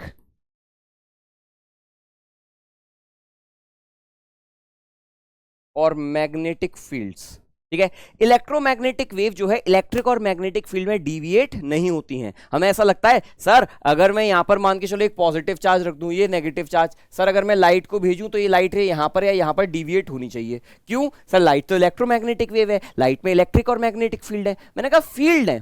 ठीक है, फील्ड तो ओवरलैप करते हैं, ये एक फील्ड नीचे की तरफ आ जाएगा, ये इसके साथ ओवरलैप कर जाएगा। वेव है ना। ठीक है, वेव कभी भी टकराती नहीं है डायरेक्टली। ठीक है, वेव क्या करती हैं? सुपर इंपोज करती हैं। जैसे ये बोलेगा इलेक्ट्रिक फील्ड 5 न्यूटन पर कूलम, ये बोलेगा 10 न्यूटन पर कूलम, तो रिजल्टेंट क्या हो जाएगा? 5 और 10 का रिजल्टेंट हो जाएगा। ठीक है, तो इलेक्ट्रिक और पार्टिकल्स डिविएट होते हैं, चार्ज्ड पार्टिकल्स इलेक्ट्रिक और मैग्नेटिक फील्ड में डिविएट होते हैं, फील्ड्स डिविएट थोड़ी होते हैं। ठीक है, फील्ड्स उतने की उतने ही रहते हैं। तो इलेक्ट्रिक और मैग्नेटिक फील्ड जो है ये डिविएट नहीं करते हैं। ठीक है, ईएम वेव जो है, लाइट जो है इलेक्ट्रिक और मैग्नेटिक फील्ड में डिविएट नहीं करती है। लाइट जो है ग्रेविटेशनल फील्ड में डिविएट करती है। ठीक है, मैं लिख भी देता हूं, चलो। Electromagnetic waves deviate in gravitational fields. तो जहां पर ग्रेविटी होगी वहां पर लाइट वेव जो है वो आपकी डिविएट करेगी, बाकी ऑर्डिनरी जगह पर डिविएट नहीं करती है। ठीक है, दूसरी चीज स्पीड ऑफ लाइट, ठीक है, या इलेक्ट्रोमैग्नेटिक वेव मैंने अभी लिखवाया है E is equals to P into C. अगर आप एम्पलीट्यूड लिख रहे हो तो दोनों जगह एम्पलीट्यूड लिखना, अगर आप आरएमएस वैल्यू लिख रहे हो तो दोनों जगह आरएमएस वैल्यू लिखना। E is equals to B C. ठीक है, डायरेक्शन, तो direction is given by E vector cross B vector. ठीक है, इस तरीके से आप डायरेक्शन लिखते हैं। इलेक्ट्रिक फील्ड से मैग्नेटिक फील्ड आपको बताएगा कि वेव प्रोपगेशन की डायरेक्शन क्या है। ठीक है, so these are some of the properties. I think इतने में काम हो जाएगा, बाकी प्रॉपर्टीज मैंने ऑलरेडी कवर कर ली हैं। ठीक है, अगर कुछ बची हैं तो मुझे लगता नहीं यार, स्पीड होती है, लाइट होती है, डायरेक्शन होती है। ठीक है, एनर्जी वगैरह हम अभी थोड़ी देर में बात करते हैं। ठीक है, तो I think these are some of the properties जिसकी आपको जनरली जरूरत पड़ेगी। ठीक है, तो ये हमारी कहानी है। अच्छा, अब कई बार आपको स्पीड ऑफ लाइट निकालनी पड़ेगी अलग अलग तरीके से। ठीक है, आपको speed of electromagnetic wave,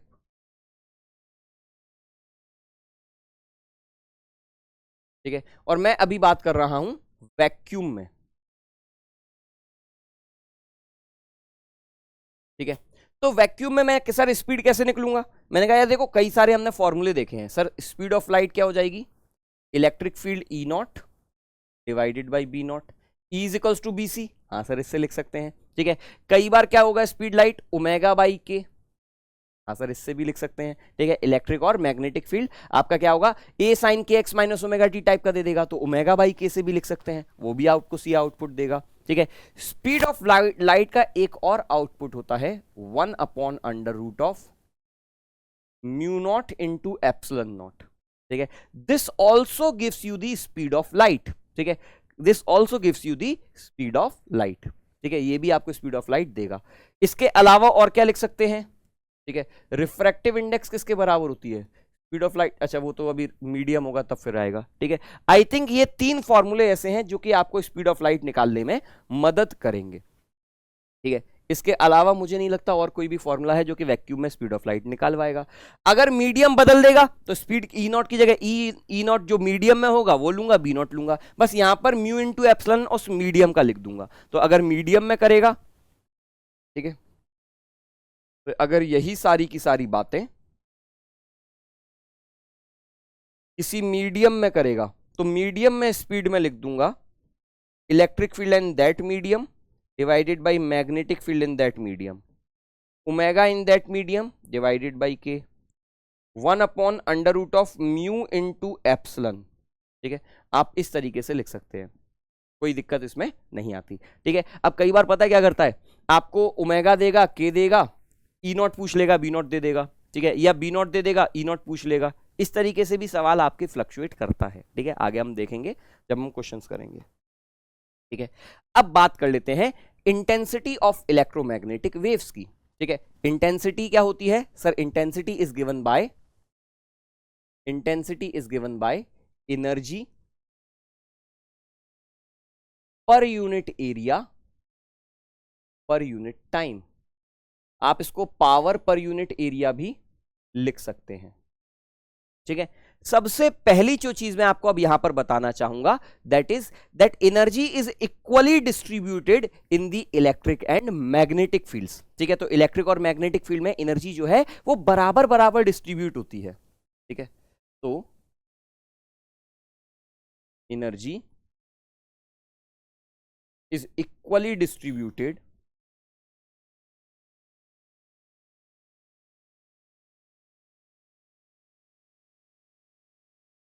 in electric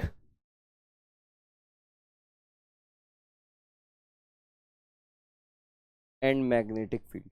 ठीक है, तो एक ईएम वेव में जितनी एनर्जी इलेक्ट्रिक फील्ड में है उतनी ही एनर्जी मैग्नेटिक फील्ड में भी है। ठीक है, अच्छा, एनर्जी डेंसिटी आपको याद है? ठीक है, इसका मतलब मैं ये भी बोल सकता हूं कि इलेक्ट्रिकल एनर्जी डेंसिटी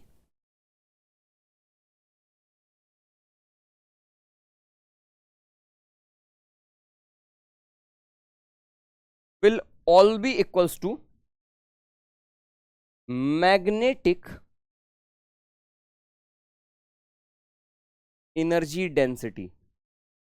सर ये कैसे बोल सकते हैं? मैंने कहा अगर टोटल एनर्जी बराबर है तो एनर्जी पर यूनिट वॉल्यूम भी तो बराबर होगी। अरे यार वॉल्यूम तो दोनों का सेम ही है, एक ही स्पेस में जहां जहां इलेक्ट्रिक फील्ड है वहां वहां मैग्नेटिक फील्ड है, तो वॉल्यूम दोनों के लिए बिल्कुल सेम है। तो electrical energy density is equals to magnetic energy density. बोले तो half epsilon naught E square is equals to mu square या 1/2, ठीक है, B square by 2 mu naught, तो मैग्नेटिक फील्ड का square divided by 2 times mu not.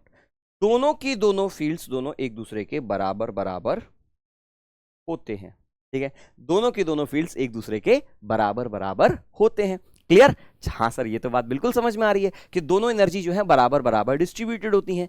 अगर दोनों energy बराबर डिस्ट्रीब्यूट होती हैं तो किसी भी लाइट की टोटल एनर्जी निकालनी हो, ठीक है, तो सर वो कैसे निकालेंगे? मैंने कहा यार एक चीज बता, ठीक है, अगर मैं खाली इलेक्ट्रिक फील्ड यहां पर आपको दिखा दूं, ठीक है, मैग्नेटिक फील्ड अभी नहीं दिखा रहा, बिहेवियर दोनों का बिल्कुल सेम है, ठीक है, सर इलेक्ट्रिक फील्ड कैसा दिखाई देगा?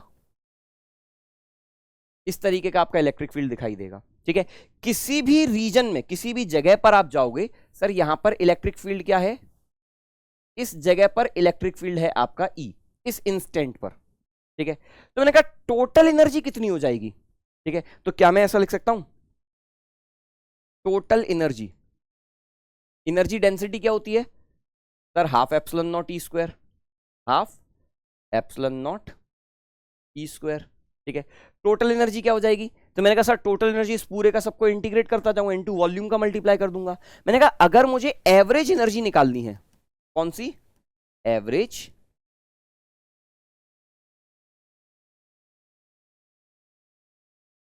इलेक्ट्रिकल एनर्जी, ठीक है, तो ये क्या करूंगा sir? Half epsilon naught E square का एवरेज लूंगा, half epsilon naught E square का एवरेज, यही तो लूंगा, सीधा सीधा एवरेज एनर्जी है तो भैया हाफ एप्सिलॉन नॉट तो कांस्टेंट है, एवरेज इलेक्ट्रिक फील्ड का स्क्वायर ले लूंगा तो आपको वैल्यू मिल जाएगी। अच्छा इलेक्ट्रिक फील्ड क्या होता है sir? It is given by E naught sine के एक्स माइनस ओमेगा टी, ठीक है। किसी भी स्क्वायर का ई स्क्वायर का एवरेज, तो यहां पर क्या करूंगा sir? Half epsilon naught average of E naught sine के एक्स माइनस ओमेगा टी का होल स्क्वायर, इसका एवरेज लूंगा। याद है किसी भी फंक्शन का एवरेज कैसे लेते थे? याद है ऑल्टरनेटिंग करंट में ही पढ़ाया है राजू। अरे यार अगर मुझे y का एवरेज चाहिए तो क्या करते थे सर? y dt का इंटीग्रेशन डिवाइडेड बाई dt का इंटीग्रेशन। मैंने कहा यही चीज यहां पर करता हूं, ठीक है। तो हाफ एप्सिलॉन नॉट इसका integration E naught square sine square के x minus omega T dt का इंटीग्रेशन डिवाइडेड बाई dt का इंटीग्रेशन। ई नॉट स्क्वायर बाहर आ जाएगा, half epsilon naught E naught square sine square omega T का average, याद कर बेटा, ठीक है, average of sine square omega T divided by D T 1/2 होता है, ठीक है। अरे ऑल्टरनेटिंग करंट मैंने डिराइव करवाया था, ये फॉर्मूला बार बार थोड़ी करवाऊंगा। साइन स्क्वायर ओमेगा टी को क्या लिख देते थे sir? 1 minus cos 2 omega T फिर डिवाइडेड बाई डी टी का इंटीग्रेशन, और उसको करके इंटीग्रेट करते थे, क्या आता था? 1/2। तो मैंने कहा यार इसका भी इंटीग्रेशन क्या हो जाएगा? 1/2। तो average electrical energy 1/4 epsilon naught E naught square, this is the time average of an electrical energy at a point, किसी भी जगह पर, ठीक है। अब मुझे अगर ये समझ में आ गया कि एवरेज इलेक्ट्रिकल एनर्जी ये है, ठीक है, तो मैं अब तो सारी एनर्जी निकाल सकता हूं। चल भाई सबसे पहले average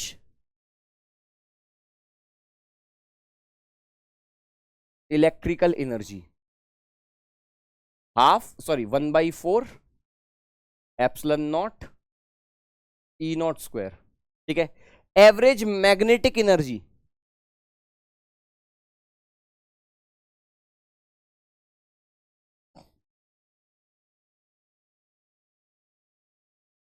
one by four B square या B naught square by two mu naught, तो B naught square by four mu naught, ठीक है, जो कि ऑलरेडी ऑल्सो किसके बराबर होगी, it will also be equals to one by four epsilon naught E naught square. क्योंकि एनर्जी डेंसिटी, अगर लाइट में एनर्जी, इलेक्ट्रिकल एनर्जी और मैग्नेटिक एनर्जी बराबर बराबर डिस्ट्रीब्यूट होती है, तो जितनी एवरेज इलेक्ट्रिकल एनर्जी डेंसिटी है वही एवरेज मैग्नेटिक एनर्जी डेंसिटी होगी। तो टोटल एनर्जी डेंसिटी कितनी हो जाएगी, टोटल एनर्जी, ठीक है, तो एवरेज टोटल एनर्जी इसके बराबर हो जाएगी, ठीक है। ये डेंसिटी है क्योंकि मैंने वॉल्यूम नहीं लिखा है, दिस इज डेंसिटी, ठीक है। Average electrical energy density half apps, किसी एक जगह की बात कर रहा हूं ना, ठीक है, तो half epsilon naught E square, ये तो फॉर्मूला एनर्जी डेंसिटी का ही है, ठीक है, तो एवरेज डेंसिटी आएगी ये, ठीक है। तो दिस इज, हर जगह पर डेंसिटी और लिख लेना,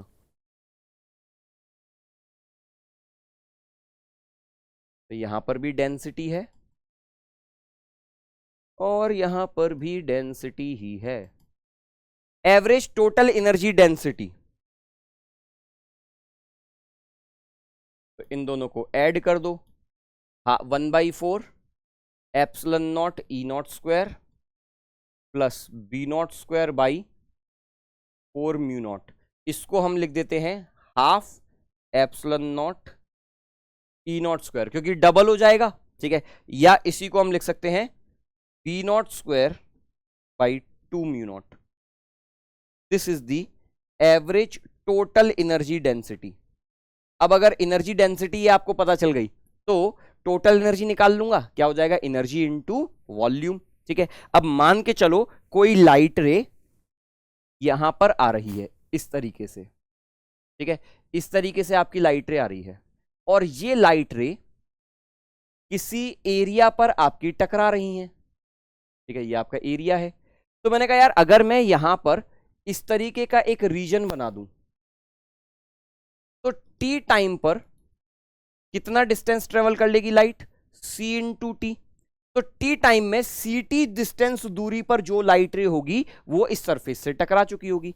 अगर इसका एरिया ए है तो टोटल वॉल्यूम क्या आ जाएगा इस सिलेंडर का, सर सी टी इंटू ए, ठीक है। तो मैंने कहा एनर्जी डेंसिटी क्या होती है, तो एनर्जी डेंसिटी थी आपकी half epsilon naught E naught square. आपको आरएमएस लिखना है तो आप ई नॉट बाई रूट टू करके लिख सकते हो आरएमएस वैल्यू, ठीक है, तो वो भी आपका आंसर आ जाएगा। क्लियर, आप उसके इसमें आरएमएस वैल्यू में क्या करोगे, हाफ एप्सिलॉन नॉट रूट क्या लिखोगे, root two times E naught, एक minute sorry, E R M S इसके बराबर हो जाएगा, ई नॉट की वैल्यू हो जाएगी root two times E R M S, ठीक है। तो अगर आपको लिखना है तो आप आर एम एस में भी लिख सकते हैं, जनरली हम आर एम एस में देखते नहीं है, लिखना चाहो तो लिख सकते हो, ठीक है। चल भाई एनर्जी डेंसिटी क्या है, ये है, तो टोटल एनर्जी क्या होगी, टोटल एनर्जी स्ट्राइकिंग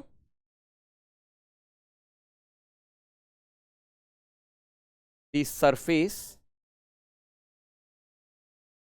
इन टी सेकेंड्स। टी सेकंड में कितनी एनर्जी टकरा रही होगी, तो इस सिलेंडर में जितनी भी लाइट रे हैं वो सारी की सारी टकरा रही होंगी, ठीक है। तो भैया क्या हो जाएगा, half epsilon naught E naught square into volume c t into area, ठीक है, ये आपकी एनर्जी टकरा रही होगी। अब इंटेंसिटी क्या होती है, इंटेंसिटी होती है energy per unit area per unit time. Energy मुझे पता चल गई, half epsilon naught E naught square T T A divided by area है ए, टाइम है टी, काटा पीटी कर लो, ए टी से ए टी खत्म हो गया, तो इंटेंसिटी आपकी निकल करके I, I is equals to half epsilon naught E naught square into C. This is the intensity of any electromagnetic wave. This is the intensity of any electromagnetic wave. किसी भी electromagnetic wave की ये intensity रहती है, ठीक है। और यहां से आपको एक और बात शायद समझ में आ रही होगी, that intensity is proportional to amplitude का स्क्वायर, ठीक है। Intensity is proportional to amplitude का स्क्वायर। क्लियर? ये तो बात हो रही टाइम एवरेज के साथ, पैरेलल लाइट रेज आ रही हैं, टाइम के साथ इतनी इंटेंसिटी आ गई, ठीक है। अब कई जगह इंटेंसिटी आपको डिस्टेंस के साथ वेरिएशन देखना होता है, ठीक है, तो वो और देख लेते हैं। सर अगर एक पॉइंट सोर्स है लाइट का यहां पर, तो यहां से लाइट रेज कैसी निकलेंगी? सर हर जगह रेडियली बाहर निकलेंगी। अब अगर मैं कोई दूरी पर, कुछ दूरी पर एक ऐसा स्फीयर बना दूं, तो जितनी पावर यहां से निकलेगी वो सारी की सारी पावर यहां पर पहुंच रही होगी, ठीक है। इंटेंसिटी क्या होती है sir? Intensity can be written as power per unit area, ठीक है। पावर तो वही है पी नॉट, तो पावर तो पी नॉट ही हो जाएगी, divided by 4 pi r square. यानी कि इस केस में जैसे जैसे आप लाइट के सोर्स से दूर जाते जाएंगे, आप energy per unit area per unit time, उसको मैंने लिख दिया power per unit area, energy per unit time को पावर लिख दिया। पावर तो कांस्टेंट है, जितनी यहां पे भेज रहा है वो सभी की सभी पावर तो यहां पर रिसीव हो रही है, वो सारी पावर ही तो यहां पर मिल रही है, लेकिन दूरी बदलती जा रही है। तो जैसे जैसे दूरी बढ़ेगी एरिया बढ़ता जाएगा, तो एरिया बढ़ेगा तो ये क्या हो जाएगा, जैसे जैसे आप दूरी जाती जाओगे बढ़ते जाओगे आपके इंटेंसिटी कम होती जाएगी, ठीक है। सर दूसरा सोर्स कई बार ऐसा होता है, एक सिलिंड्रिकल सोर्स होता है, ठीक है। और सिलिंड्रिकल सोर्स में लाइट का, अगर आपके पास एक सिलिंड्रिकल सोर्स है तो इस बार कैसे करेंगे? मैंने कहा सेम वही चीज, इंटेंसिटी क्या हो जाएगी? Energy per unit area, power तो वही रहेगी। लाइट रे यहां पर कैसी जाएगी? सर इस बार यहां पर लाइट रे रेडियली बाहर जाएगी, ठीक है। तो पावर तो पी नॉट है, एरिया कितना हो जाएगा? 2 पाई आर एल टाइप का, लेंथ मान लो इनफाइनाइट, कुछ भी मान सकते हो। तो यहां पर intensity is inversely proportional to r. इस बार इंटेंसिटी क्या होगी? आर के इनवर्सली प्रोपोर्शनल। एक चीज देख रहे हो, जैसे बिहेवियर इलेक्ट्रिक फील्ड में होते थे, इलेक्ट्रिक फील्ड क्या होता था सर?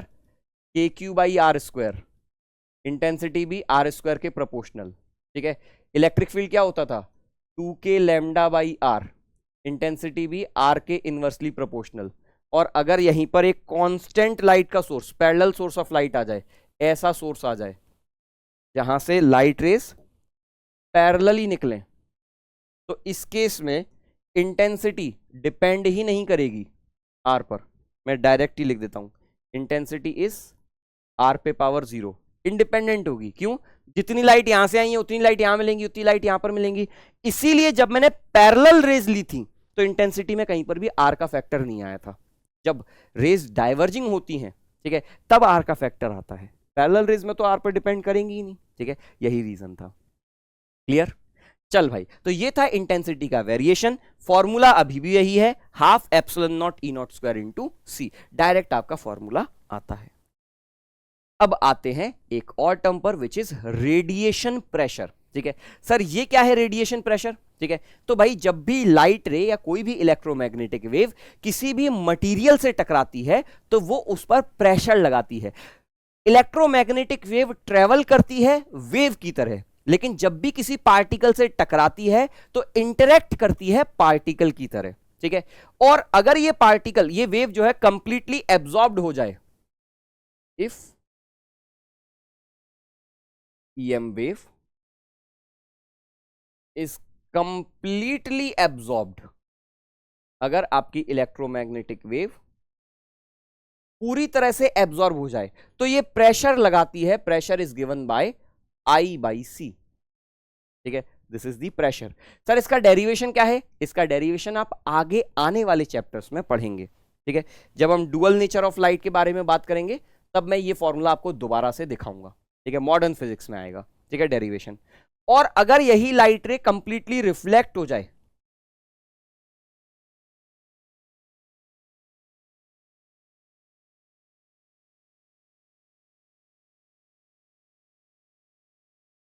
ठीक है, तो pressure will be equals to 2I/c। अभी के लिए आप बस ये फॉर्मूला याद रख लें, ठीक है, सवाल अगर आएगा तो इससे डायरेक्टली बन करके आता है, ठीक है। तो these are the two formulas.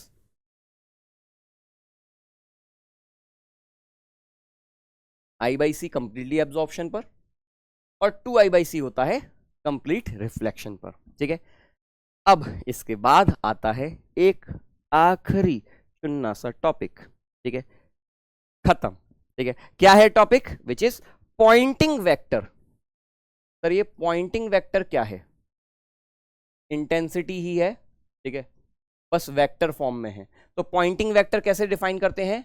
1/μ0 into E vector cross B vector, ठीक है। Energy per unit area per unit time, ठीक है, सेम वही है लेकिन वेक्टर फॉर्म में है, ठीक है। तो बस इस तरीके से हम पॉइंटिंग वेक्टर डिफाइन करते हैं। कभी अगर जरूरत पड़े तो यूज कर लेना, जनरली आपको इसकी रिक्वायरमेंट नहीं पड़ती है, जनरली मेरे सवाल डायरेक्टली सॉल्व हो जाते हैं, ठीक है। तो अगर पढ़े तो पॉइंटिंग वेक्टर ये है, ठीक है, energy per unit area per unit time, ठीक। चल भाई, अब आते हैं सवालों के सिलसिले पर, ठीक है। अब हम न्यूमेरिकल सॉल्व करना शुरू करते हैं। तो this was all the theory of your electromagnetic waves. यहां तक हमने जितने सवाल बन सकते हैं बस वो इसी थ्योरी से बनते हैं, इसके बाहर से आपका कोई भी सवाल जेईई में पूछा नहीं जाएगा, ठीक है।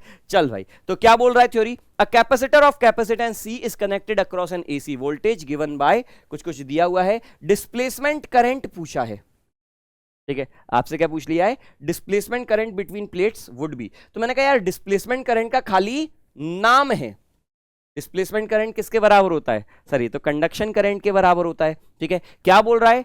कैपेसिटेंस को कनेक्ट किया है AC सोर्स में,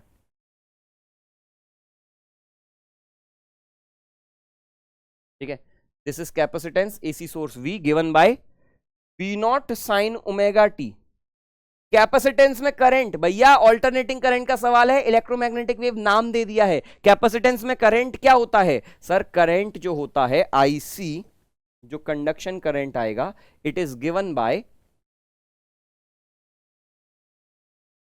P0 बाई R, या मैं लिख देता हूं XC sine omega t plus pi by 2। Capacitor में करंट लीड करता है, ठीक है। तो V0 बाई 1/ओमेगा c reactance sine omega t plus pi by 2। इसको लिख देता हूं V0 omega c cos omega t। This is your conduction current. जो कंडक्शन करंट आ गया वही डिस्प्लेसमेंट करंट है। नाम फैंसी कर देने से कहानी थोड़ी बदल जाती है। अगर कुछ नहीं बोलता है तो आपका एरिया बराबर मानने का है, ठीक है। मतलब small a is equals to capital A। कुछ नहीं बोला क्योंकि मुझे पता है डिस्प्लेसमेंट करंट होता है कंडक्शन करंट का small a upon capital A times, ठीक है। लेकिन अगर यहां पर एरिया के बारे में तो दिया ही नहीं है, displacement current between the plates of capacitor, मतलब पूरा एरिया है, कैपिटल A मान लेना, ठीक है। तो स्मॉल a की वैल्यू कैपिटल A रख दो और सीधा सीधा बराबर बराबर। क्या आंसर आ जाएगा? V0 omega c cos omega t, ठीक है। खत्म हो गया सवाल राजू, कुछ था ही नहीं इस सवाल में। चल अगला सवाल करें, सॉल्व कर भाई, ठीक है। पानी पी लेने दे।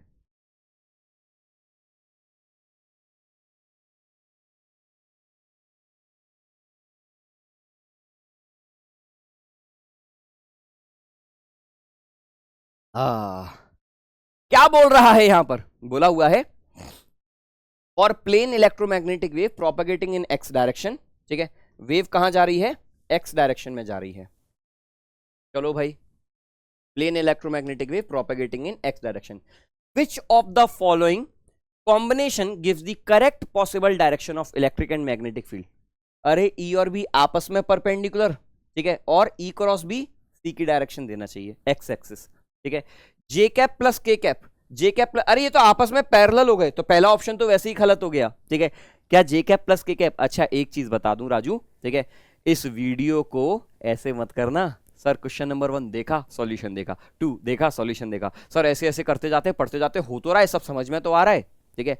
आपको अभी एक इल्यूजन रहेगा कि आपको सब समझ में आ रहा है, ठीक है। लेकिन जब आप खुद से सवाल बनाओगे तो अक्सर बच्चे इसमें फॉर्मूले भूल जाते हैं। सर वो स्पीड ऑफ लाइट का फॉर्मूला क्या था, इक्वल्स टू बीसी क्या इक्वल्स टू सीबी। ठीक है सर, कुछ भी याद ही नहीं आ रहा है। क्यों? मैं जब बता रहा हूं तो भैया मुझे तो फॉर्मूले याद है, आपको अभी नहीं याद है।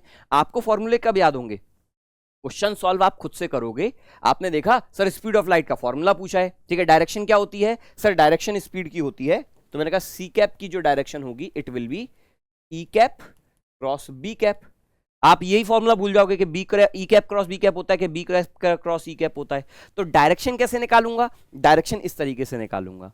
ठीक है, तो कहने का मतलब यह है सवालों को खुद से पहले सॉल्व करना, नहीं बनते हैं तब सॉल्यूशन देखना, it will be much much more helpful to you. ठीक है, समझ में आ रही है बात? तो सॉल्यूशन ना देखें बिना सॉल्व किए हुए। अब मैंने कहा सर ई और बी आपस में परपेंडिकुलर होने चाहिए, पहला हो नहीं सकता। ठीक है, ये परपेंडिकुलर हो सकते हैं। ठीक है, माइनस जे कैप प्लस के कैप ये दोनों भी नहीं होने वाले। अब इन दोनों ऑप्शन में लड़ाई चल रही है। ठीक है, मैंने कहा एक काम करता हूं, ई क्रॉस बी, ठीक है, electric and magnetic field respectively, तो माइनस जे कैप प्लस के कैप का क्रॉस प्रोडक्ट कर देता हूं माइनस जे कैप माइनस के कैप से। ठीक है, मैं इसका क्रॉस प्रोडक्ट कर रहा हूं, तो जे कैप का के कैप से करूंगा। ठीक है, तो मुझे पता है आई कैप जे कैप के कैप। अब मैं यहां पर वो मैट्रिक्स नहीं बनाऊंगा, जे कैप का के कैप से करने पर आई कैप मिलता है, तो 1 इंटू -1 प्लस 1 आई कैप मिला। -1 इंटू -1 मैं क्या कर रहा हूं, सबसे पहले लिख देता हूं, इसका इससे मल्टीप्लाई कर रहा हूं, जे कैप का के कैप से। जे कैप का जे कैप से करने में कोई मतलब ही नहीं है। ठीक है, तो माइनस जे कैप क्रॉस माइनस के कैप, तो ये हो गया माइनस माइनस प्लस 1, तो प्लस 1 आई कैप। अब दूसरा मल्टीप्लाई मैं कर रहा हूं इसका के कैप का जे कैप से, तो +1 के कैप क्रॉस माइनस जे कैप, तो 1 इंटू -1 के का जैसे करूंगा तो माइनस लगेगा, तो माइनस माइनस प्लस आई कैप, तो भैया ये हो जाएगा तो +2 आई cap. I cap he direction है, तो इसका मतलब यही ऑप्शन सही आ गया। अगर ये सही आ गया तो नीचे वाला गड़बड़ होगा।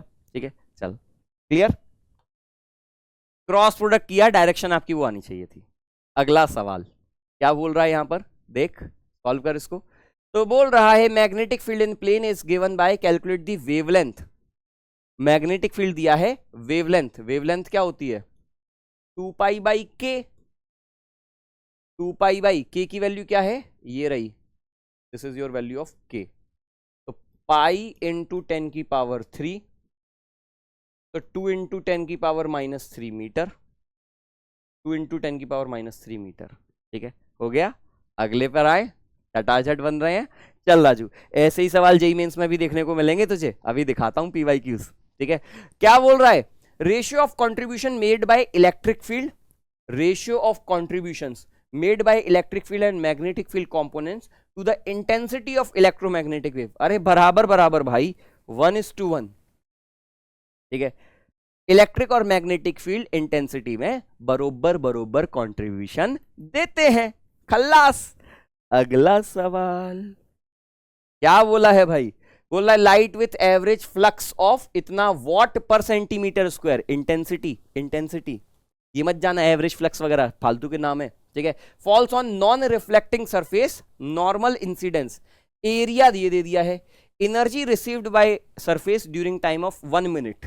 अरे यार, अगर मुझे एनर्जी निकालनी है, एनर्जी क्या बोलूंगा, intensity into area into time, 20 what पर सेंटीमीटर स्क्वायर, एरिया है 20 सेंटीमीटर स्क्वायर, टाइम 60 सेकेंड्स।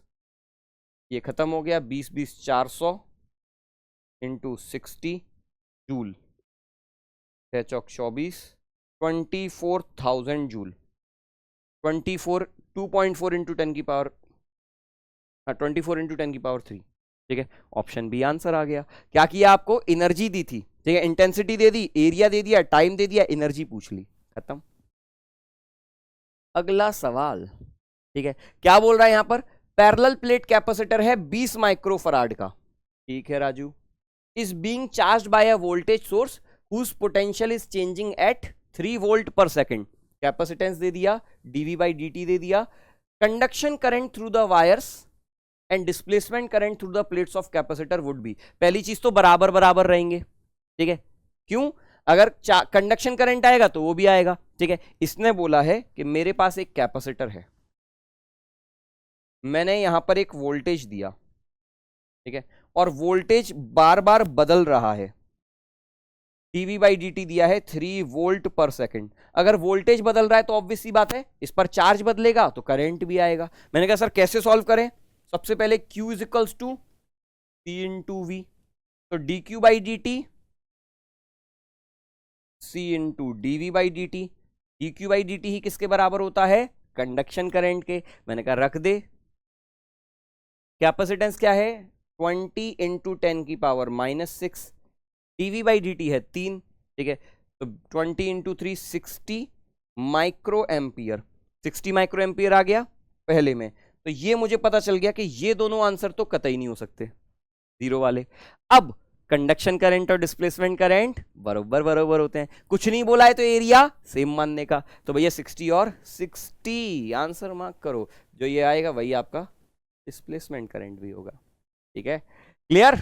चलो सर अगला देख लो, ठीक, क्या बोल रहा है, EM wave is propagating in a medium with velocity v i cap, किसी मीडियम में इलेक्ट्रोमैग्नेटिक वेव एक्स एक्सिस के अलोंग जा रही है, ठीक है।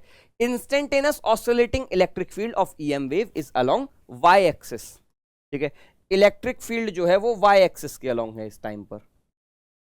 Then the direction of oscillating magnetic field will be along, अरे यार z एक्सिस हो जाएगा, ठीक है, plus z direction, I cap J cap cross K cap I cap के बराबर होता है, ठीक है, सीधा सीधा मैग्नेट, अभी तब से तो सॉल्व करना है,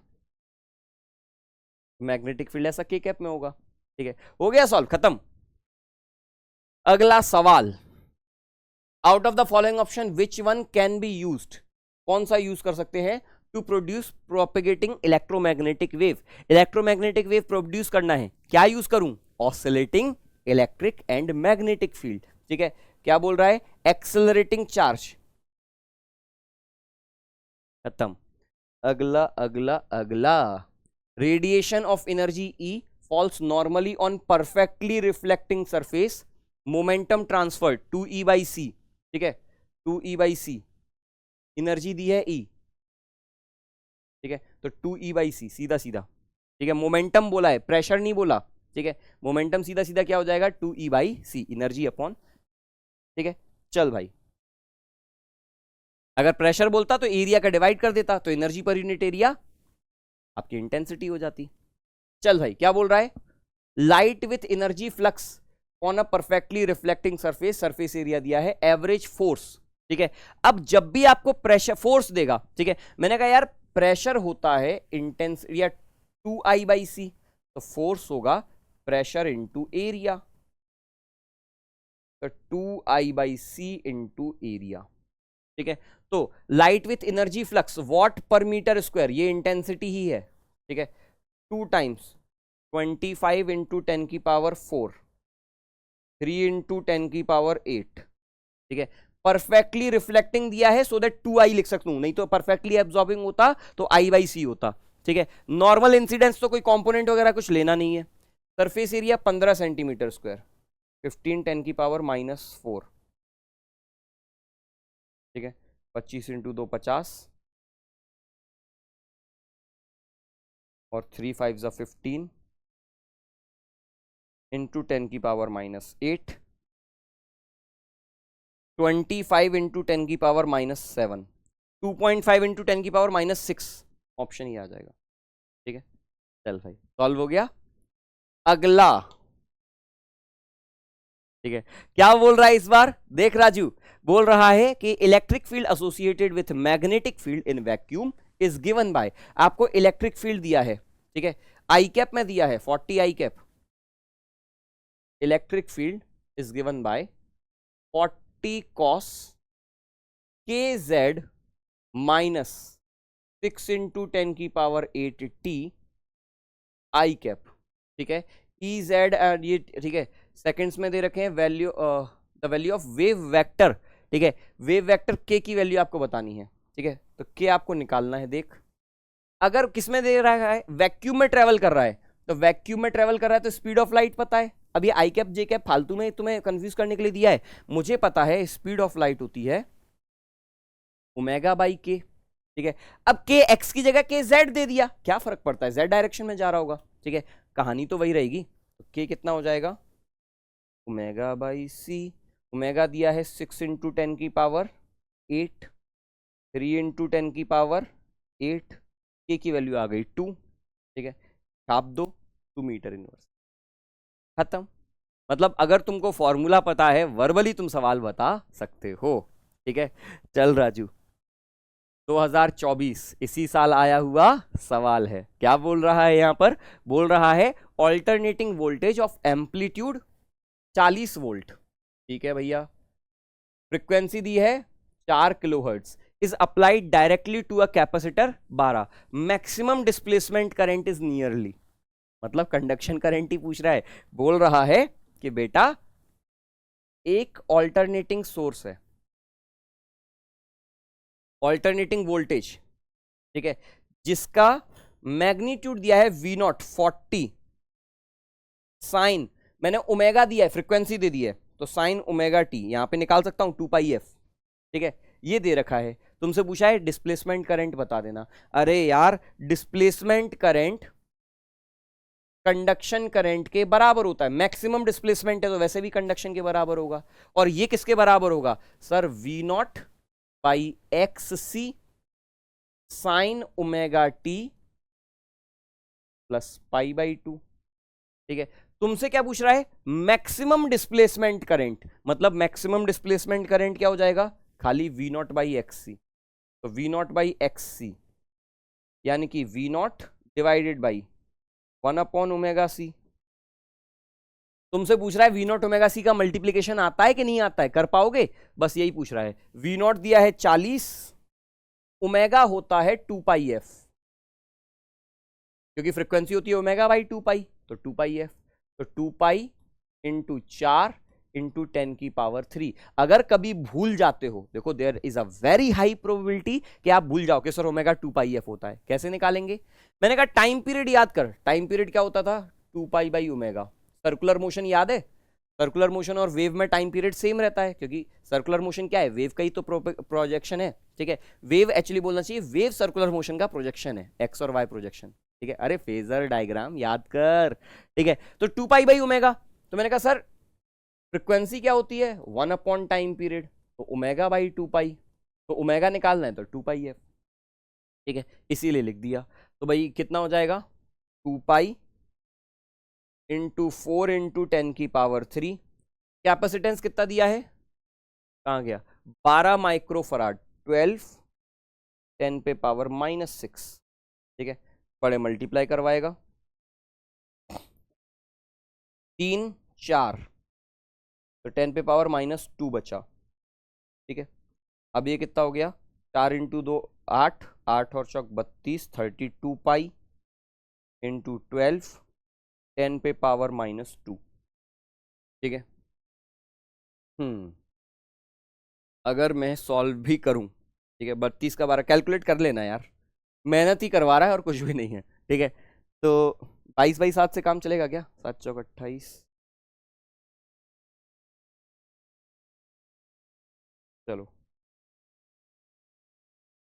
12 दूनी 24, 12 तिया 36, 37 38, 384 पाई 10 पे पावर -2, पाई की वैल्यू, अच्छा इसको लिख सकता हूँ 3.84, 3.84 इंटू पाई। एक बात बताना, 3.8 इंटू 3 9 के लगभग, 9 से बड़ा होगा, 10 के आसपास होना चाहिए, ठीक है। तो मैंने कहा 8 तो नहीं हो सकता, 8 तो नहीं होने वाला, ठीक है। और अगर यहां पर 4 इंटू 3 होता, 4 3 12, ठीक है, 12 के आसपास वैल्यू मुझे लगता है कि आनी चाहिए, कैलकुलेट कर लूं, ठीक है, इतनी मेहनत कौन करेगा, 3.84 इंटू 3.14, ठीक है, 3.84 इंटू 3.14, 12 के आसपास आनी चाहिए, 12.05, 12.05 कौन सा दिख रहा है, ऑप्शन डी, ठीक है, जो मुझे लगा था। बेसिकली 3.84 3.14, ठीक है, इसको थोड़ा सा बढ़ा दिया, उसको थोड़ा सा कम कर दिया, अराउंड अराउंड पता चल जाएगा। तो ये आपको क्या है, 4 के लगभग वो हो जाएगा, 3 के लगभग, 4 3 12, ठीक है। तो अराउंड 12 के आसपास होना चाहिए था, क्योंकि डेटा बहुत सुंदर दिया था इसीलिए। और अगर भरोसा नहीं हो रहा तो भाई सॉल्व कर लेना, और यही एक ऑप्शन बचता है फिर, ठीक है। चल राजू, अगला क्या है, E के represents the propagation of electromagnetic wave, then magnetic field vector is given by. अब बता, बोल रहा था ये भी 2024 का सवाल है, 2023 का, ठीक है। आपसे पूछा है मैग्नेटिक फील्ड वेक्टर किसके बराबर होगा, ठीक है। तो E और K रिप्रेजेंट कर रहे हैं क्या, electric field and propagation of vector. K represent the electric field and propagation of EM waves in vacuum, ठीक है। K डायरेक्शन बता रहा है इलेक्ट्रोमैग्नेटिक वेव की। तो मुझे पता है कि यार डायरेक्शन क्या होती है, E क्रॉस B। मैंने कहा देख फॉर्मूला लगाना छोड़ दे, ठीक है। पहले तो ये सोच कि अगर मैंने लाइट की स्पीड को ये लिखा, ठीक है, तो नॉर्मली वेरीफाई करना शुरू कर दे। अगर इलेक्ट्रिक फील्ड आपका Y है, ठीक है, तो मैग्नेटिक फील्ड Z में आना चाहिए था। मैंने कहा ठीक है। अब मैं अगर E क्रॉस C करता हूं तो डायरेक्शन अंदर आती है, यानी कि C क्रॉस B E होना चाहिए। तो C क्रॉस E यानी कि, तो B को मैं लिख देता हूं C यानी कि K कैप या K vector cross E vector, K cross E होना चाहिए। तो देखो E क्रॉस K खत्म हो गया, K cross E, K cross E, K cross E तीनों हैं, ठीक है। अब K क्या बता रहा है, propagation vector of EM waves in vacuum represent the electric field and propagation vector. I think शायद ये K ओमेगा K वाला ही है, ठीक है। ओमेगा इज एंगुलर फ्रीक्वेंसी, हाँ तो फिर ओमेगा ही देगा। मैग्नेटिक फील्ड पूछा है, तो मुझे पता है कि speed of light is given by omega by K। तो यहां पर K किसके बराबर होता है, ओमेगा बाई C, ठीक है। और स्पीड ऑफ लाइट को ओमेगा बाई K, या मैं इसको लिख सकता हूं E बाई B के बराबर भी, ठीक है। तो B किसके बराबर हो जाएगा, B इज इक्वल्स टू के E by omega, k E by omega, ठीक है। डायरेक्शन हमने पहले निकाल ली, और के ई बाई ओमेगा, तो 1 बाई ओमेगा सॉल्व कर लिया, ठीक है। तो वेरीफाई करके आंसर निकाला। मैंने कहा ये नहीं हो सकता, अब डायरेक्शन तो तीनों में ही सेम है, के क्रॉस ई, ठीक है। मैंने कहा फिर कैसे सॉल्व करूं, मैंने कहा स्पीड क्या होती है, ओमेगा बाई के ई बाई बी, ठीक है, इक्वल्स टू बी सी। हाँ सर। तो मैंने कहा यार अगर ये दोनों को लूं तो क्या लिख सकता हूं, के इज इक्वल्स टू ओमेगा, ठीक है, सॉरी बी निकालना है, B is equals to omega k E by omega, ठीक है। ये हो गया। मैंने कहा के ई बाई ओमेगा किस में दिख रहा है, ऑप्शन ए में, खत्म हो गया सवाल, ठीक है। इसीलिए मैं आपको बार बार बोल रहा हूं जेईई मेंस में डायरेक्ट सवाल पूछे जाएंगे फ्रॉम फॉर्मूलाज, ठीक है। यही रीजन है यार, और कोई रीजन नहीं है। अगला सवाल देख, ये भी 2023 का सवाल है। क्या बोल रहा है, ठीक है, all electromagnetic wave is transporting energy in the negative Z direction, ठीक है। चलो भाई, at a certain point and certain time direction of electric field is along the Y axis. तो भाई इलेक्ट्रिक फील्ड मैंने बोला है वाई एक्सिस पर है, स्पीड का प्रोपेगेशन मैंने बोल दिया है जेड एक्सिस माइनस जेड में है, ठीक है, negative Z direction. Electromagnetic wave is transmitting energy, तो स्पीड की डायरेक्शन मैंने ये दे रखी है, ठीक है। अब आपको क्या निकालना है, what will be the direction of magnetic field, magnetic field की डायरेक्शन। मैंने कहा ई क्रॉस बी क्या होता है, सी के बराबर। अब देखो दो ही ऑप्शन बचे, या तो मैग्नेटिक फील्ड राइट साइड होगा या लेफ्ट साइड, मतलब या तो प्लस एक्स या माइनस एक्स। तो भैया जेड एक्सिस वाई एक्सिस ये तो खत्म ही हो गए, दो ही ऑप्शन बचे, ठीक है। ई क्रॉस बी अगर ऐसा होता है तो अंदर जाएगा, तो ये वाला सही है, ये वाला गलत है। तो magnetic field will be along positive x axis. तो पॉजिटिव एक्स एक्सिस कौन सा है, ऑप्शन ए आंसर आ गया। मार्क करो, आगे बढ़ो। चमका, अरे हल्लू हल्लू सवाल आएंगे राजू, ठीक है। चल भाई अगला सवाल अगेन 2022 का सवाल है इस बार, ठीक है। बहुत हैवी सवाल आ रहे हैं ना तेरे सामने, अरे ऐसे लड्डू सवाल ही आते हैं राजू। क्या बोल रहा है यहां पर, डिस्प्लेसमेंट करंट दिया हुआ है, ठीक है, ये है मुझे डिस्प्लेसमेंट करंट। चलो, is developed in the space between the plates of a parallel plate capacitor where voltage is changing, DV by D T दे दिया है, ठीक है। Area of each plate is इतना, distance between each plate is X, ठीक है, the value of x, ठीक है। एरिया दिया है। अच्छा यार मुझे पता है, अगर मैं मैक्सिमम की बात करूं तो कंडक्शन करंट डिस्प्लेसमेंट करंट के बराबर होगा, ठीक है, and it will be equals to, क्या लिख सकता हूं, Q is equals to CV, तो I is equals to C dV by dt, तो मैं सीधा सीधा यहां लिखता हूं C dV बाई dt, ठीक है। मुझे यहां पर एक करंट दिया हुआ है 4.425, dV बाई dt कुछ कुछ दिया हुआ है 10⁶ वोल्ट पर सेकंड, ठीक है, ये माइक्रो एम्पियर है, 4.425 10⁻⁻⁶, ठीक है, ये कुछ आ जाएगा, ये आ गया, तो इस कैपेसिटेंस आ जाएगा 4.425 10⁻⁻12, और ये किसके बराबर होता है, epsilon not A by D, 4.425 10⁻⁻12, epsilon not बोला है 8.85 10⁻⁻12, एरिया दिया है 40 10⁻⁻4 डिवाइडेड बाई डी 4.425 10⁻⁻12, काटा पीटी कर लो, -12 से -12 खत्म हो गया, 4.4 का डबल होता है 8.8, ठीक है, तो ये 2 हो गया, तो डी की वैल्यू आ गई 80 इंटू 10⁻⁻4 मीटर, ठीक है, किसमें लिखना है, 10⁻³ में, तो 8 इंटू 10⁻³ मीटर, तो x की वैल्यू आ गई आपकी 8, सॉल्व हो गया, ठीक है। इस तरीके से आप न्यूमेरिकल्स भी बना सकते हैं। अरे भाई कोई दिक्कत तो नहीं है राजू, ठीक है, चल तो अब सवाल समझ में आ रहे हैं कैसे बनते हैं, लल्लू लल्लू से सवाल आएंगे, झटझट से बनते जाएंगे, ठीक है।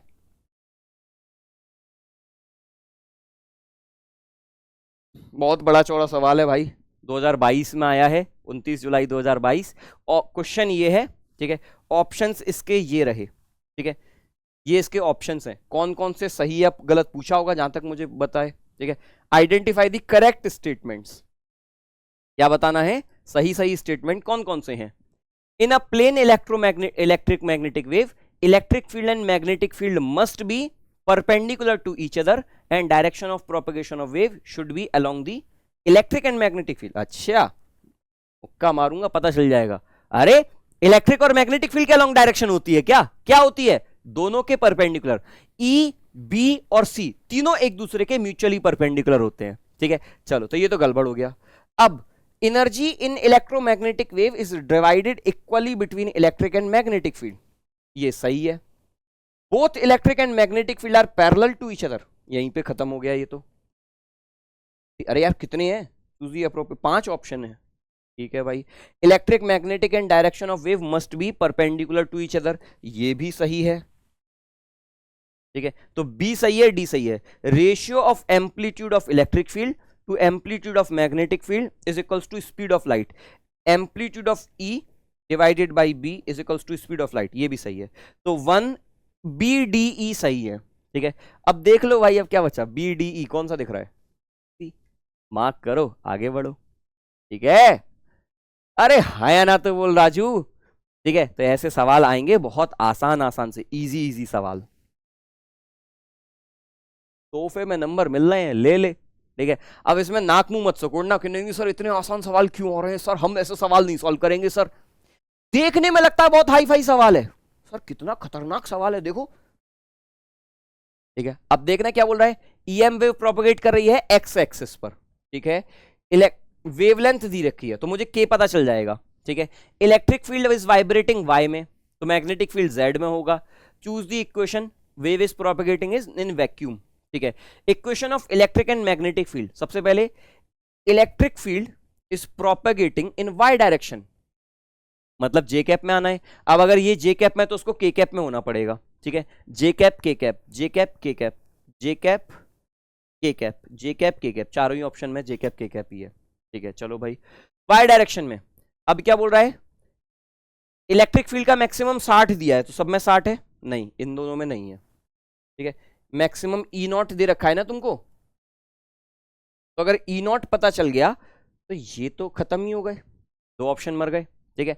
अब क्या देखो 60 60, के एक्स माइनस सी इंटू टी, दोनों में सेम है तो चेक करने की जरूरत नहीं है। अब जैसा टर्म यहां पर अंदर है वैसा ही टर्म यहां पर भी अंदर होना चाहिए। चेक करो दोनों सेम है। π/4 10 की पावर 3 x माइनस 3 इंटू 10 की पावर 8, π/4 10 x माइनस, चारों में सेम है, मतलब चारों ही सही है अंदर तो, ठीक है। अंतर यहां पर आया 2 साइन और 2 इंटू 10 की पावर -7, ठीक है। मतलब क्या, बी नॉट की वैल्यू निकाल पूरे सवाल में, पूरे सवाल में। अब लास्ट रिजल्ट ये बटा, तो मैं बी नॉट पता है तो सॉल्व हो जाएगा। मैंने कहा फॉर्मूला क्या होता है, E not is equals to B not into C. तो magnetic field is equals to E not by C. क्या दे रखा है 60, 3 इंटू 10 की पावर 8, 20 इंटू 10 की पावर -8, 2 इंटू 10 की पावर -7, ठीक है।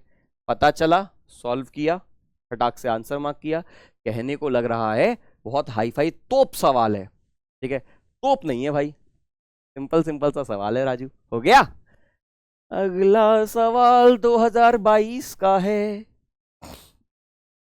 कौन सा ट्रू कौन सा फॉल्स, देख भाई क्या सवाल है। बोल रहा है time varying electric field is the source of changing magnetic field and vice versa, ठीक है। टाइम वेरिंग इलेक्ट्रिक फील्ड, अगर आप इलेक्ट्रिक फील्ड को बदलते हो टाइम के साथ तो वो मैग्नेटिक फील्ड जनरेट करता है, मैग्नेटिक फील्ड को बदलते हो तो वो इलेक्ट्रिक फील्ड जनरेट करता है। सही बोल रहा है। Thus a disturbance in electric magnetic field creates electromagnetic waves, सही है।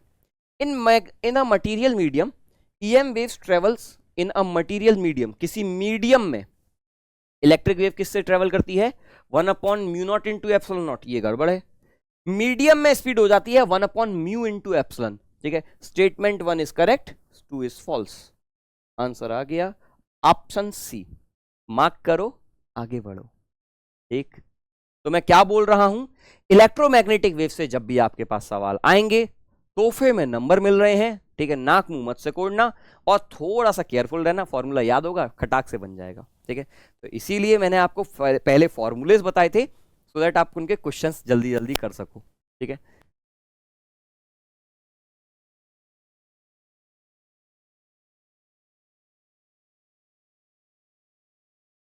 इलेक्ट्रिक फील्ड दिया है, मैग्नेटिक फील्ड विल बी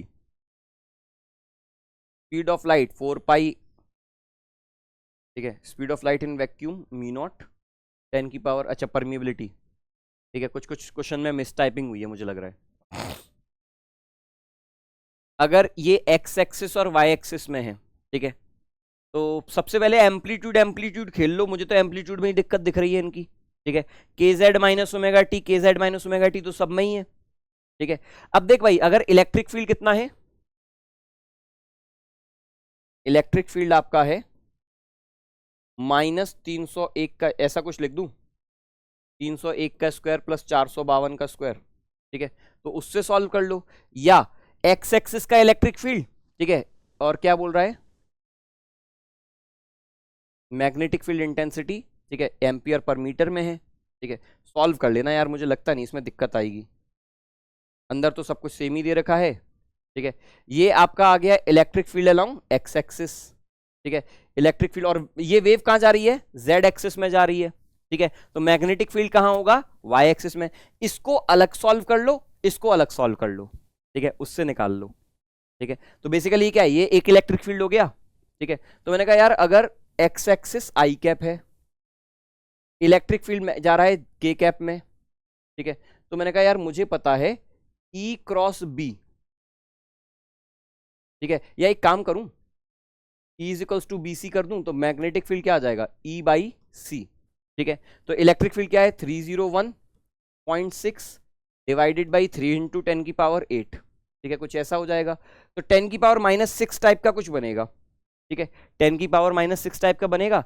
अब ये किस में जाएगा, तो मैंने कहा अगर मेरा इलेक्ट्रिक फील्ड आपका एक्स एक्सिस में है, this is the direction of electric field, light wave आपकी जेड एक्सिस में जा रही है, this is the propagation of wave, ठीक है। और मुझे पता है ई क्रॉस बी, तो वाई एक्सिस ही पॉसिबिलिटी है, तो ये वाई एक्सिस में मैग्नेटिक फील्ड होगा, या तो प्लस वाई में होता है माइनस वाई में। तो ई क्रॉस वी बाहर मिलना चाहिए था, तो मुझे पता चल गया प्लस वाई में, ठीक है। और 1 इंटू 10 की पावर -6, ठीक है। तो प्लस वाई में मिला, तो एक ही ऑप्शन दिख रहा है 1 इंटू 10 की पावर -6, अब ये आ गया, पहला ही समझ में आ गया तो बाकी अपना सही होगा ही होगा, ठीक है। क्योंकि दूसरा क्या है ये सर, ये वाई एक्सिस में है, इलेक्ट्रिक फील्ड वाई में, ठीक है। तो वाई से ई क्रॉस बी, और लाइट कहां पे जा रही है, लाइट तो इसमें भी जेड पे जा रही है, ठीक है। तो वाई से ऐसा, तो मतलब आपका माइनस एक्स में होना चाहिए, तो इसमें माइनस एक्स में है, ठीक है। कुछ कुछ गड़बड़ टाइप हुआ है यार, साइन के एक्स प्लस इतना इंटू, यहाँ पे साइन ही मिसिंग है, ठीक है। आई थिंक कुछ कुछ मिसटाइपिंग हुई है इस सवाल में, पता नहीं क्यों, बहुत स्ट्रांग फीलिंग आ रही है। अगला सवाल देखते हैं, ठीक है। चल, क्या बोल रहा है, electric field of a plane electromagnetic wave propagating through non magnetic medium is given by, ठीक है। डाइलेक्ट्रिक कांस्टेंट निकालना है। देखो नॉन मैग्नेटिक मीडियम बोल दिया, ठीक है, मतलब क्या, आपकी म्यू की वैल्यू म्यू नॉट ही रखनी है, ठीक है। तो mu is equals to mu naught, और बल्कि बोला भी है।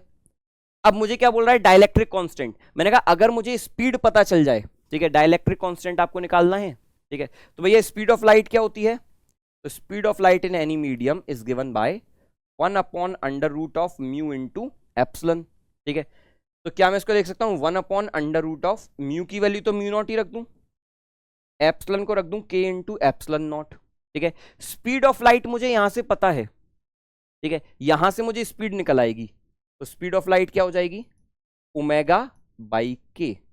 ओमेगा कितना है, 2 इंटू 10 की पावर 10, के है आपका 200, तो 1 इंटू 10 की पावर 8।